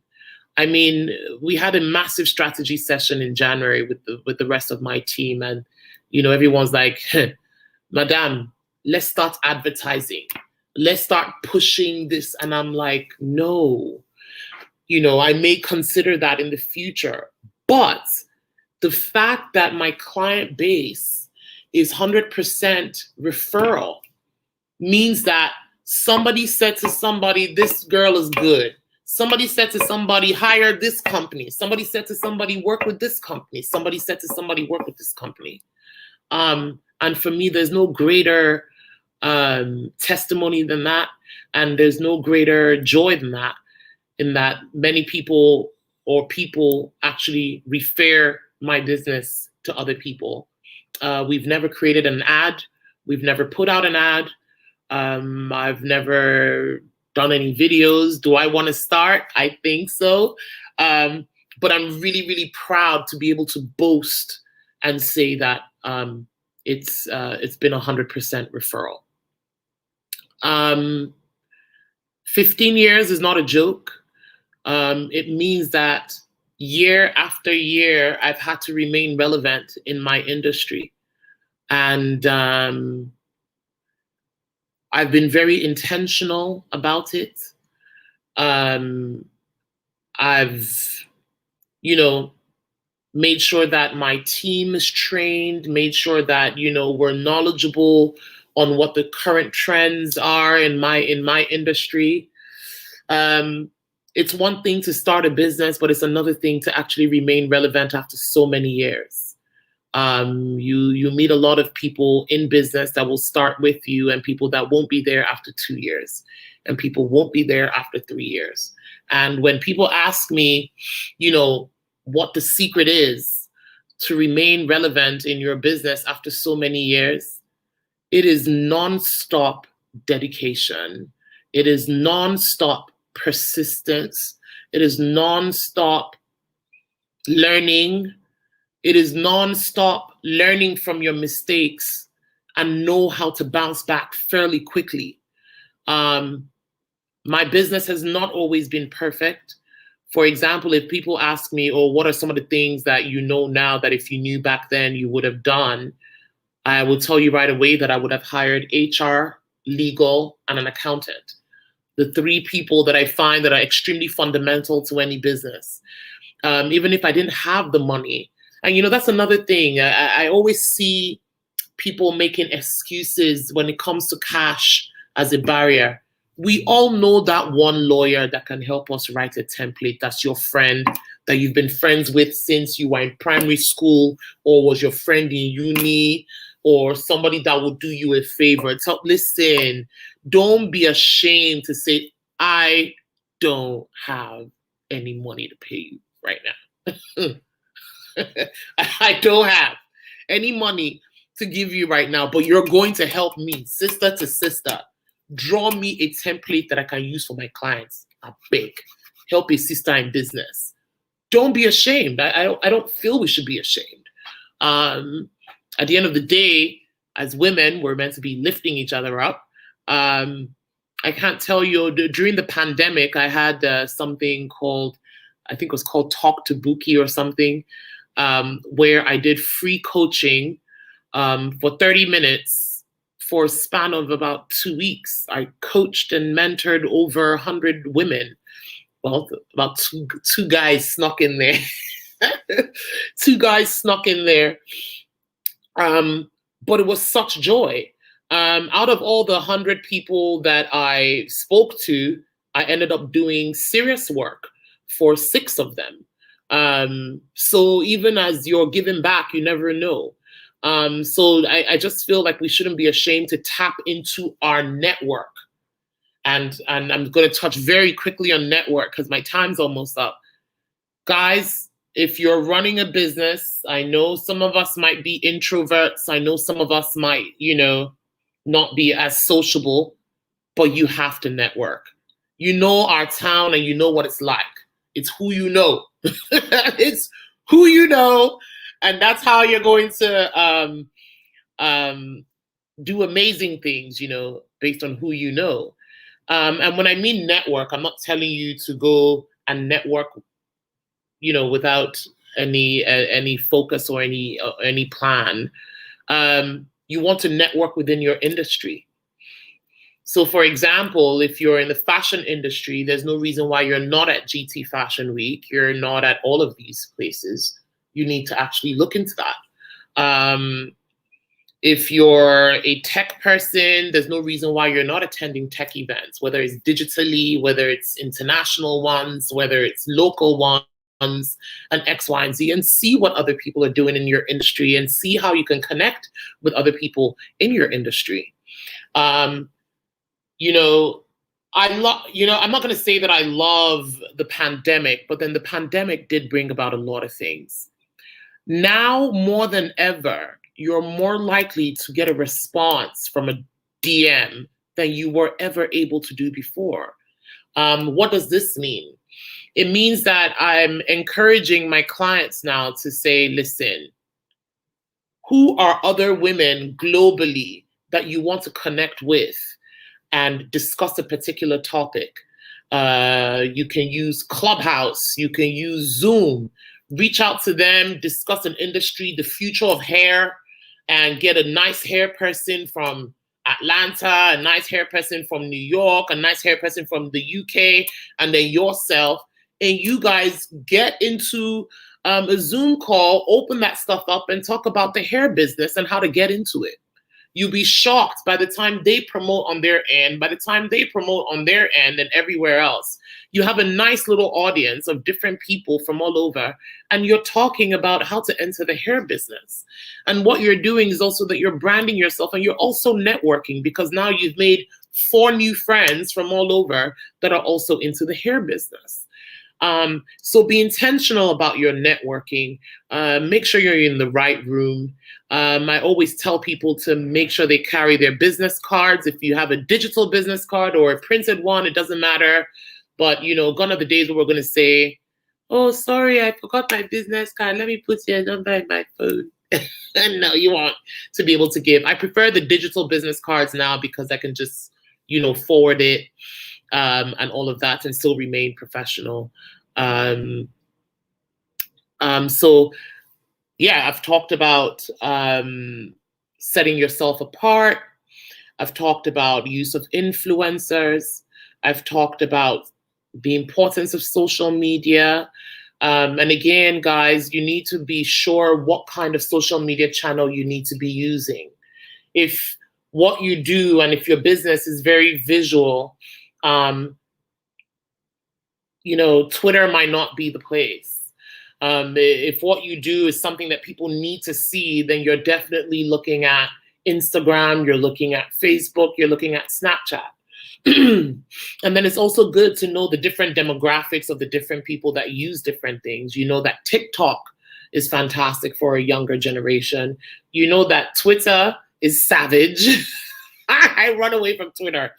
You know, Twitter has also some young people on there, also some grown people, but it's more text and wordy and doesn't give that greater insight for visual representation. And then you know that Instagram is more visual, and you can put videos and you can put your photos. And you know that Facebook has a little bit of a largely older demographic. So you know, if you're let's say making soup bowls, Kind Sparkles, yes, Twitter is savage. If you're making soup bowls and then you're now making soup bowls with less oil, so less cholesterol, then you know that that's a soup bowl that will be appealing to someone that might want to lose weight, or to an older demographic. So that's the kind of stuff that I would promote on a Facebook. Whereas on Instagram, I might just do my regular soup bowls and whatnot. So you have to really, really look at the product. You have to create stuff that suits the different channels in which you're putting your things out there. So I've talked about social media. I've talked about the importance of personal branding. You know, it's great to want to hide and everything else, but it might actually hurt your business if you hide. People want to know who. We're not saying that, you know, come out or you be the model of your own clothes 24/7. No one's asking you to do that. As a matter of fact, I'm not a big fan of people modeling their own clothes. But you should be seen as the entrepreneur of your business. You should be seen as knowledgeable of your business and your industry. I've talked about the importance of networking. And I think that's, you know, pretty much it. I'm going to start to take questions.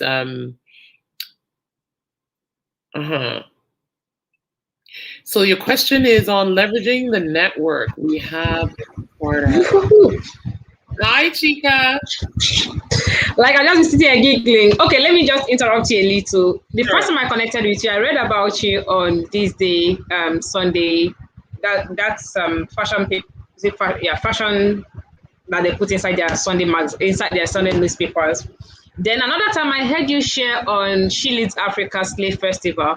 And I was like, you shared this particular story about how you got into Nigeria. I was like, who is this ghost? Like, this idea is brilliant. This idea is brilliant. So when I put this event together, I thought, okay, so who would do justice to this topic? I thought, no, there's no other person than you. Like, your brain is thinking off the hook. Like, the thinking is just too much. How did you think of that? Like, how would I get into this market? I found that really, really brilliant.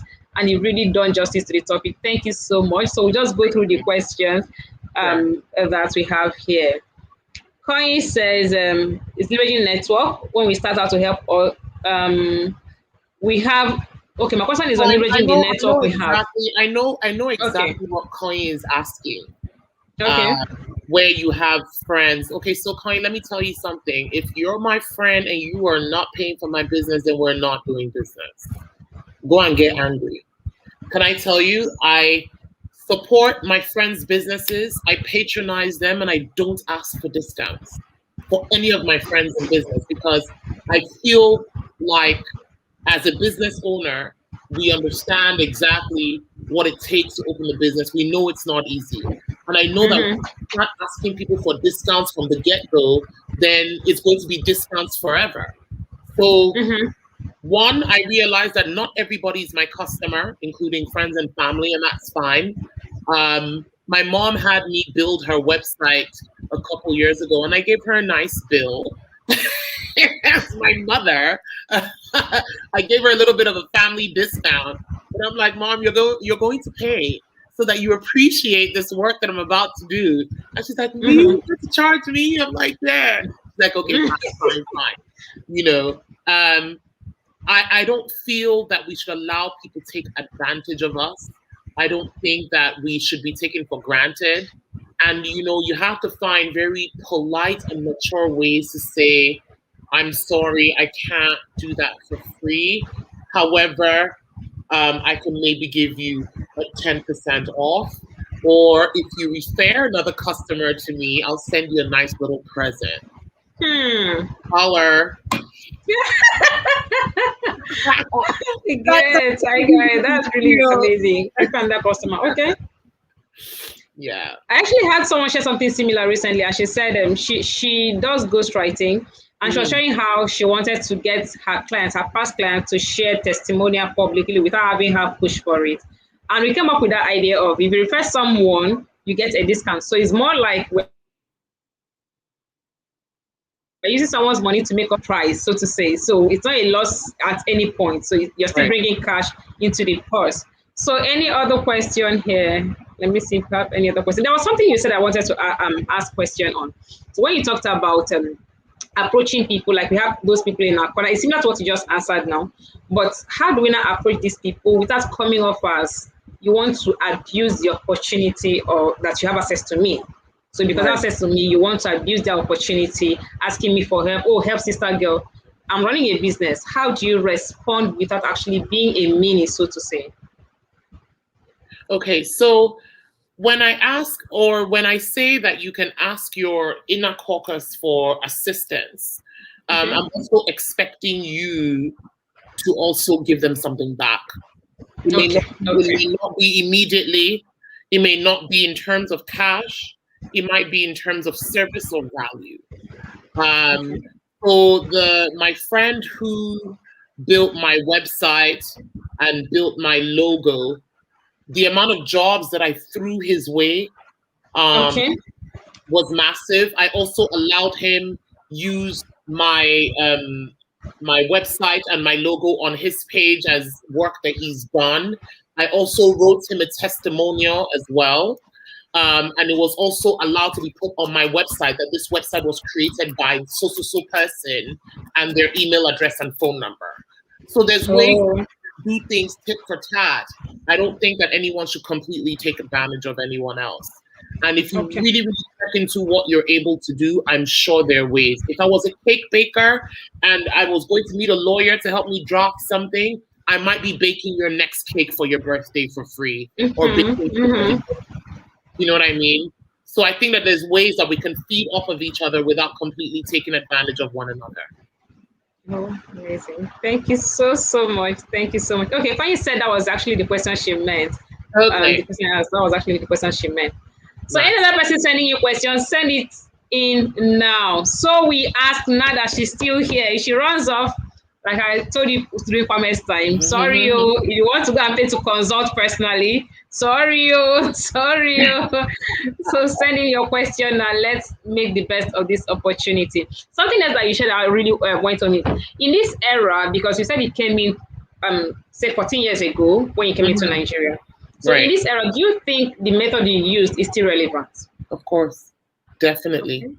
So I see somebody,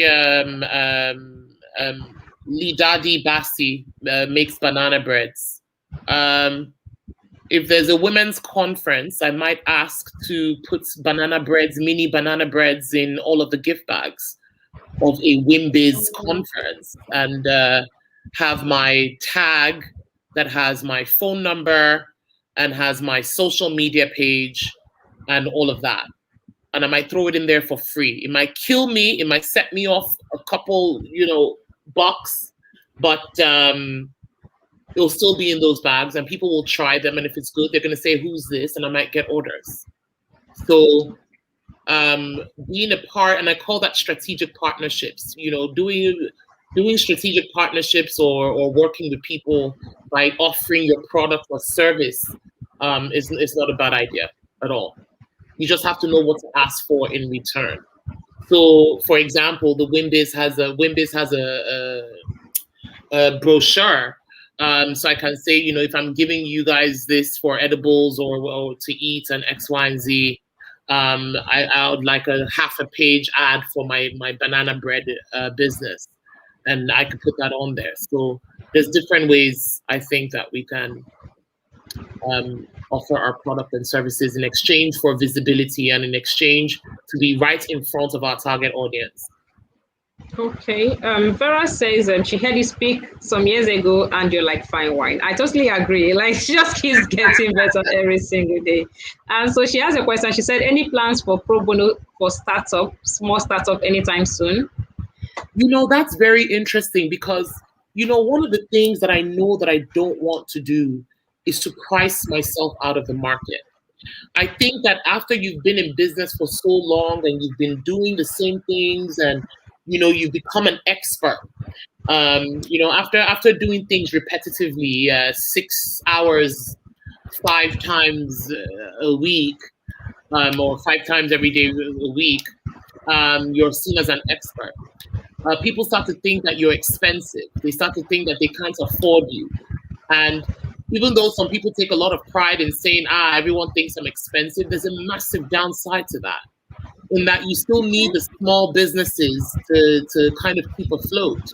Not every time will people come with the millions and millions, whereas for 250,000 nairas give you $1 million, and you want those small businesses to continue to keep you afloat. So it's very interesting that you asked this question, Vera, because I think that it's about time that I introduce a starter package that would be perfect for small startups. I need to sit down and think about that, but it's been on my mind for at least 3 years. It's been on my mind for 3 years. The first time I thought about it was 3 years ago. Somebody still brought it to me in 2019, and COVID, that was that. And then now we're here. I think that I might introduce that for my 15th year anniversary. There needs to be next year. a nice, startup package, for people to do that. I know that last year during COVID, we introduced what I call the RTM Heartfelt initiative, where we do nonprofit organizations for free. We take 2 clients every year, and we do pro bono work for free for nonprofit organizations. So, this will be good. Thank you, Vera. I'm going to take it seriously. Thank you so much, Vicky. Thank you so much. Any other person drop in question before she runs off? The part of our cloth I'm holding, it's almost loose, so she will run off any moment. Oh, sorry. There's one other thing. Okay. I think that is always important to mention, and I think that we don't do ourselves justice when we have these kinds of sessions. Becoming an entrepreneur or being an entrepreneur can be very, very mentally tasking. It can be extremely stressful. I think that it's important for us to continue to let people know to take care of their mental health, to take care of themselves personally, so that they could be the best boss, so that they could provide the best services. Self-care is extremely crucial. The world is changing very quickly. Things are moving fast, and we need to know as entrepreneurs when it's time to slow down, when it's time to shut off, and I guess when it's time to get back up. So just to encourage everyone out there to make sure that they take care of themselves, of their minds, of their energy, and that's the only way that you would be able to be the best entrepreneur that you can be, is if you're fine. So just wanted to mention that. Oh, thank you so much. Thank you so much for the encouragement. Okay, so I have one question that just popped up on my mind. Sure. So with your experience and everything that you've gained over the years, how would you say the first few years were for you? So when you got into the market, when you came back to Nigeria, did the clients start running in immediately? Because one thing we also need to understand is some things take a little time. So we need to put in some work and expect some results over a period of time. But that wait period can actually be frustrating. So some people expect that, once I just put out this thing there, everyone should be running after me. And you put it out there, nobody's running after you. And you begin to feel like, maybe I shouldn't be doing this. After I have my day job, maybe I should just focus on my day job and forget about this dream. Maybe it's not even for my kind of person. Buki said she came back from London, so she's not been in Nigeria. Maybe it's for people that schooled in London or something like that. How did you handle those early stages? Chika, I was extremely aggressive. I was extremely aggressive. I came with the mindset that I was the best. Wow, boy, you are. I did. I came with that mindset, and I refused to let anybody tell me anything less. I thought that I was the best. I thought that I was doing exactly what I wanted to do, and I just wanted to give people the best service. So I was extremely aggressive. It may not work for everyone. I think it also depends on personality as well. Sometimes being aggressive is not the best, but for this industry, it was extremely important for me to be aggressive. Remember that I came into the music and entertainment industry first. I hadn't started working with the brands. I was working in entertainment as a female, which is one of the reasons why my name was Bobby Taylor. A lot of people didn't know I was a woman for a very, very long time. And I saw what it was like when they chatted with me via email and calling me Mr. Bobby. And I saw what it was like when they saw that I had breasts. So, like, your girl, okay, Yeah. Jerry. What does she know? I can imagine, yeah. You know, and so I had to be on top of my game. I had on purpose. I was very intentional. I couldn't sleep. I was too hungry to just show everyone what I had and everything that I was working on. So I also am a big believer that your attitude can actually shape your success as well. What you tell yourself every day can shape your success. If you second guess yourself, people can smell it from a mile away. And for me, if you're starting a business and you're saying that you make banana bread, for me, sis, if you're not making the best banana bread, I don't know what you're doing. So, when I'm saying the best, I'm not saying what other people are saying. I'm saying you, your mind, and the dedication and the time that you've put in there to give the best banana bread. I can't imagine you're making banana bread mediocre. Why would you? You want to make the best banana bread, so therefore your banana bread is the best, and that's how you. And then you listen to feedback as well to continue to perfect yourself and to continue to get to the point where they're going to say, what I mean. So that was the attitude that we used, that I used to enter the market. And yes, there can be times of dead air. There can be times where you're sitting down wondering like, where is this business? So it's not coming. What's happening? Am I not giving it my best? And am I not doing, the best X, Y, and Z? For me, there was no dead anything. Oh, hey, where's the So wherever it is, you are ready to go find it. I was ready. I said, what? Lagos, catch me down? Never. Lagos, I'm gonna get you. I'm the best in this stuff. I love your energy. Yeah. So, and this is my energy, and this is how my energy has always been, and this is why I can walk into any room. I can tell you about my stuff. I can tell you what I do. The people that I've worked with can tell you what I do. I'm not successful 100% of the time, and that's when I learned something, especially when it comes to my business, is that not every customer is your customer. From the moment you start smelling the wahala, is nothing wrong with saying, you know what, here's your money back. Thank you very much. Unfortunately, I'll not be able to make your banana bread cake right now because it seems, X, Y, and Z. So, it took a while for me to understand that. So I turn down clients all the time because when it comes to my kind of work, if I don't buy into your vision of what you're doing, then I can't sell it. Yeah. I think it goes for anyone as well. If you don't buy into your own vision for your own business, you're just doing it for cash, it'll show. You have to be passionate about what you do. You have to believe in what you do, and you have to believe in yourself. So, I've had situations where I've taken on an account because I thought, maybe I could handle it, but I really wasn't feeling it. The outcome ended up not too great, and I'm having to refund money, and I'm not ashamed to refund monies and say, sorry, this is not going to work out.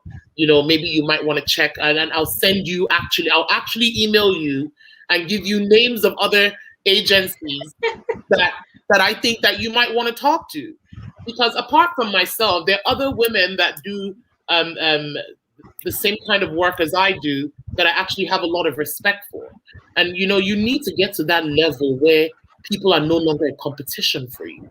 And I think that's one, maturity. Two, that's when your eyes are focused. You're not looking left, you're not looking right. Whatever anybody else is doing, now for their pocket, so your own is going right this way.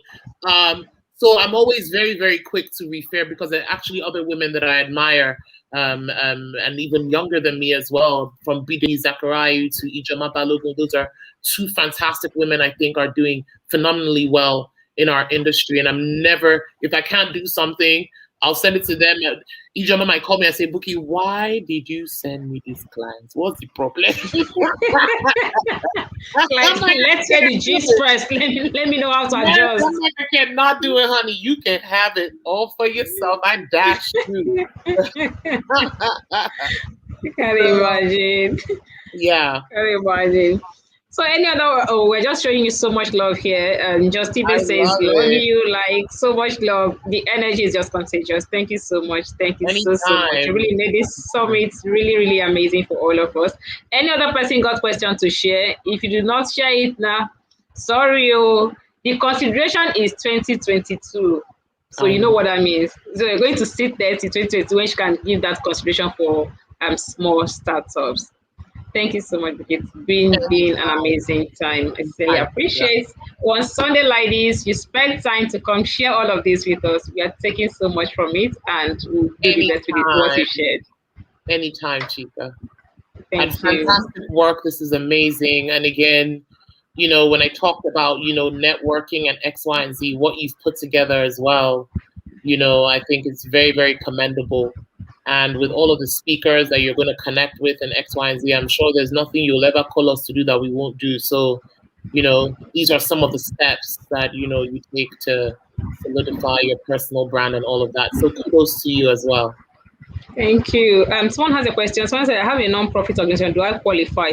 I think she said she picks 2 every year. So that means she must have picked the 2 for this year. I've picked the 2 for this year, the Dash Me Foundation and one other one that we're considering. But please definitely follow us on RT Media Comms to see, you know, how you can reach out to us to let us know. I love nonprofit work. I think that, you know, after we've gotten to a certain point in our careers, this is always time to give back. The only thing I know how to give back is what I know how to do, and so I give my service. And that's what we're doing with nonprofits. So please follow and let me type that out. RTM Media Comms. RT Media Comms. Okay, RT Media Comms. Okay. With a double M. Yeah. All right. So please, guys, let's show RT Media Comms and get all the scoop of all the work you're doing, how to qualify when opportunities come up. So because we said we want to save up to afford our one-on-one. But anything that you said, some people think that their expensive is bragging rights. Maybe we should have a discussion after this. Maybe we'll be able to do some complimentary one-on-ones for members of your community. I really don't mind. So that will be amazing. Some 30-minute sessions. I'm in the US right now working on something very exciting. I can't wait to share. I'm back next week, so maybe we should definitely sit down and see how we can do some 30-minute one-on-ones with women in your community. Oh. You are amazing. Thank you. You're amazing too. Thank you, Chica. Thank you so much. And all the best with the work you're doing in the US. So when you're back, I will definitely be in touch. I can't wait, man. Is it Bolly? I want to eat Bolly and Ube. I've been dreaming about it. Bolly and Ube, what's the combination? Home. I can't wait. No worry, just next week. It's almost here. Yeah, I can't wait. Well, great meeting everyone. Wishing everybody complete success with all their work and their business. Believe in yourself and you're the best. Just go forward like you're the best.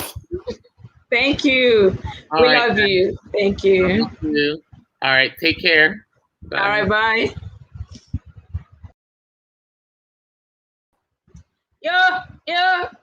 I'm truly excited. That was a great session, guys. That was a good session.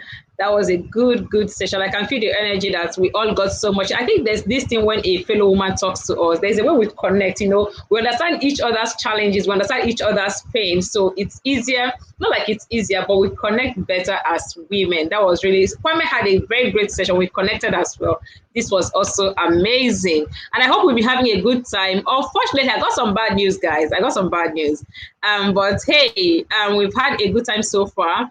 Tosin, Olori Supergirl, wouldn't be able to make this session. So she had an emergency earlier and that affected her session. She wouldn't be able to join us just as we planned. I mean, we have everything set up here, hoping that she was going to make it, but she is not able to do that. So we're just going to wrap things up. I'm going to wrap things up, but before I do that, please let me know in the comment that you've had a good time, like you did not waste your data, you did not waste your Sunday sleep, because on Sundays, for me as Chika, I spend it sleeping. If I'm not sleeping, I'm planning my coming week, or I'm playing with the kids, or watching Fancy Nancy, or any of those amazing things. But here we are, spending it to develop ourselves, be better people, just as we truly want to. So tell me, guys, have you had a good time so far? Have we had a good time? Okay. I see. You're most welcome, Pastor P. You're most welcome. So to wrap things up, guys, so you see all the things we've shared here today, it wouldn't work on themselves. There's no idea that can just jump on its own. You're still the person who would work on that idea. You're still the person who is the chief driver of that idea. You're still the person who is going to put thoughts to action. You're still the person, all these strategies shared here, you're still the person who is going to send that email, the person who is going to write that blog post, then the person is going to coordinate all the thoughts into actionable steps and start acting on them. If you're not able to do that, we just wasted your time this afternoon. So I'm sure that you're a forward-thinking woman, like I believe so much you're a forward-thinking woman, and that is why you're even here to start with. So what are the things you're going to do going forward? What are the practical steps you're going to do going forward? Those are the things I want to share with us briefly before we wrap it up for the day. The first thing is asking yourself, what is the big vision you have for this idea? So what is the big vision you have for this? What are you building? This question jumped at me a while ago when I was talking to one of my mentors, and she said, we work with 9 to 5 women to birth their idea. That's amazing. That's a big cause. That's something really brilliant. But what is behind it? What are you building? We need to get to that stage where you're asking yourself that important question. What are you building? What are you building? What's that big vision? When you understand the big vision you have for yourself, for this business idea, you cannot look at it. Where are you at the moment? On this ladder, you've written, okay, this is the big vision. Where are you on this journey? Where are you at the moment on this journey? What are the practical steps you need to take to move from this place you are? Right now, this is what you're doing with this vision, but this is actually where you intend to get to. How do you now connect the dots? How do you move from here to this place? What are the practical steps you need to take to connect that line? How do you move from here? Those are the things you need to start taking into consideration. What are the steps involved in bringing your ideas to life? I cannot sit here to say that the best, please. Someone said the best. I'm not sure I understand you, Bimbo. I cannot sit here to say that I understand all of your vision. I understand what it is you're building. But what I know is this: every process, every idea starts with taking into consideration. Step 1 is this. Step 2 is that. Step 3 is this. Step 4 is that. So, say for example, someone who has an idea to maybe launch a hair business. What are the steps you need to take? First, you need to find who are your suppliers. What kind of hair do you want to sell? I understand there's different qualities in the market. What quality do you want to sell? Who are the people, like Buki explained already, who are the people who can buy into this price range that you want to sell? Where do you find these people? How do you connect with them? What message are you actually sending through your hair business? What solution you want to provide for people? We need to move beyond I'm selling hair. What is that transformation you're selling to people? You need to understand that what you're selling is a transformation, not just the product. How do you want people to feel when they wear your hair? How do you want people to, what result do you want people to get when they experience you? Oh, people eat your banana bread. What are you offering them? You're offering them good health. You're offering them healthy lifestyle.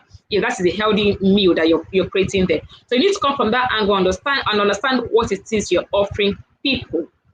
You need to understand what it is you're offering people beyond just, oh, you're not just selling Biro. What is this Biro helping people do? Remember when Kwame had his session, he talked about you creating your, selling the value, the results you're getting for people, not just the product. I'm not really interested in how much it costs you to make this Biro. No, that's not my headache. My interest is how then can I use it to solve a problem? That is given that you understand my problem and the need I'm trying to meet. So that would really help you jumpstart your idea immediately. Even if you've launched already, it's still something you can apply to amplify things. Oh, that sounded like a tongue twister. Apply to amplify. So it's really something you can apply to make things a lot better for you. So you can't just sit and wait, okay, yes, now I have all this knowledge, now I know what to do. If you're not doing, you're not getting results. There's no other way to put it. If you're not acting, you're not getting results. All right, so let me go through the comment section before I continue.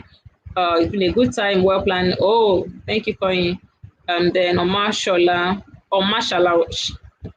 why am I Shalewa, Shalewa, thank you so much. Okay, so whatever idea it is that you have, you need to always be at that place where you have a vision, something you're working towards. What is the reason you even started? One of the things I need to share with us today is, as 9 to 5 women, you already have a very busy life.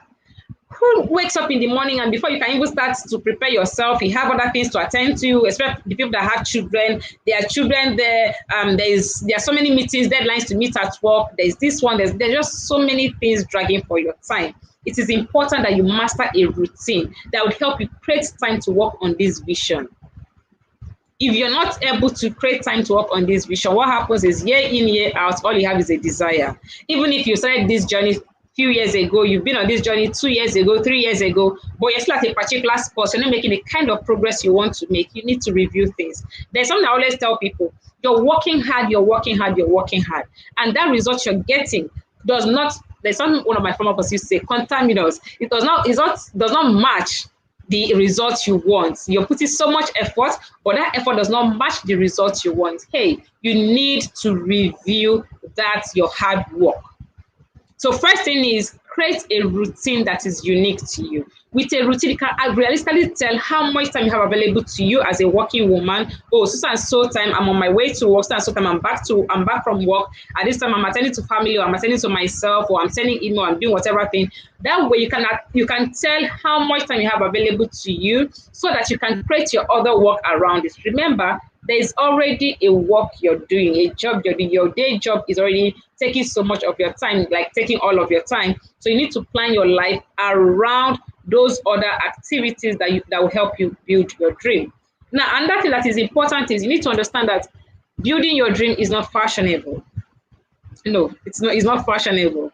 You're not starting a business because everyone is having a side business. If it's to have a side business, you can just do anything. Basically, you can do cryptocurrency, forex, network marketing. You can sell anything basically, if that is what it is you want. Now, as amazing as those things are, they are just sources of income. They can just help you make extra money. They do not necessarily fit into building a dream, except if you have defined your own life and you understand that this fits perfectly. But other than that, those other means are just helping you make the extra money beside your salary. You need to get to that place where you're reviewing yourself, you're reviewing your life, and you're asking yourself that all-important question: what am I doing with myself? What is the big picture I have for my life? This path I am on currently, is it leading me to that big picture? Is it connecting? Am I moving in the right direction? If I keep going at this pace, will I arrive at my desired destination? That is if you understand what and where your desired destination actually is. You need to understand what is your journey, what is your own mission here on earth. Given the way people are disappearing on this earth, like, it became important that I review myself. Before, one of the things I do every day, is to do daily evaluation. Before now, I wasn't very religious with that. Some days I could just go without evaluating how my day went. But from last year, when the whole COVID thing came and the way people disappeared on the surface of the earth, I had to make that a daily, like, I had to put a reminder to always remind myself before I pray at night. That is one of the things I start with. Let me even review myself. How did today go? What did I do better today? How can I improve on that? What went wrong? What went well? What helped me to win today? That has become like a second nature for me. I must do my daily evaluation. That is because I realized that, hey, these can't just keep going the way they are going. You need to ensure that you're keeping yourself in check. You need to ensure you're keeping yourself in check to know where it is you're going, that you're still in line with that process. That is given that you already have a process that is leading you to a desired destination. All right. So we can't just wrap everything up without defining where that destination is, what steps you take to arrive at that destination, understanding what your own vision is as a person, not what another person has sold to you as your vision. What you understand your own vision for yourself is. Forget if it doesn't make sense to any other person. This summit does not make sense to everyone out there. Even people who love me think it's just a waste of time and resources to put this together. But I know what it is I want to achieve through this summit. And by the grace of God, I think we've done justice to that, because I'm seeing the comments and people are really having a good time. Mission is accomplished. So some of the vision you have for yourself might not make sense to every other person, and that is good. It's okay. What you need to understand is, does it make sense to you? Are you in line with the vision? Does your strength support the vision? Do not just jump on any path because everyone seems to be on that path. Do it because that is what you want for yourself. Constantly review the journey to ensure you are on track. Without wasting much of our time, I'm just going to see if we have any question. If you have any question on how to put all of this together, please share here. Let's tackle it before we wrap things up and call it a day. It's been an amazing time, really. Vera said, my hands are raised up to be selected. Please, Chikam. Okay, Vera. Okay, but Buki said that pro bono is for next year. Except if you're talking about the 30-minute session, she said we could work on when she gets back. All right. Basi said, thank you. Oh, thank you, Mo. Thank you so much, Basi. So any question, please? Any question? Let's tackle on how to put all of this together. Question as it relates to you and your journey, because like I said, you're the only person who can work on this vision. No other person will do that for you. I can work with you through that. I can share all the strategies with you, just like what you've had here today. We've done all the learning and everything, but if you not put it to work, nothing will happen. So it still falls back on you. You still have all the lifting to do. No other person will be able to do that lifting for you. Vera said, fantastic time, West Point. Thank you so much, Vera. Thank you so much. I'm glad to know that you had a good time. So if there's no question for me, I think we'll just wrap it up here. But before I disappear, given all that we've learned today and all the amazing time we have, I think in that excitement, I would throw open some offer, and that offer is for those who want to take their business idea to the next level, people who want to really grow their business idea to a profitable business, a thriving business that can fit into the need for growing that business idea. When I talk about the need, I'm talking about why do you even want to do this? Some people feel so choked in their day job that there's no time to do any other thing. And because of that, they want to grow a business idea that fits into their own ideal life, that allows them to have time for their family, which is priority to them, that allows them to take some rest, which is priority to them, that allows them to make the kind of impact they want to make in the world, which is also priority to them. So if you want to grow that kind of business idea that fits into your own need for having a side business as a working woman, I will throw in an offer that I really do not want to shoot myself in the foot, but I would throw in an offer to work with 3 people. 3 people. Let me not do more than I can carry. So the offer is for 3 people. The first 3 people that will send me a message, so we get the work done. What I'll do with these people is we'll do this journey together for a period of 3 months. We'll flesh out your idea, grow your own community of people who want to patronize or who want to buy into the idea that you have, create a product of this idea, create a service, create a solution of this idea, and deploy it to marketplace to meet the need of those you want to serve.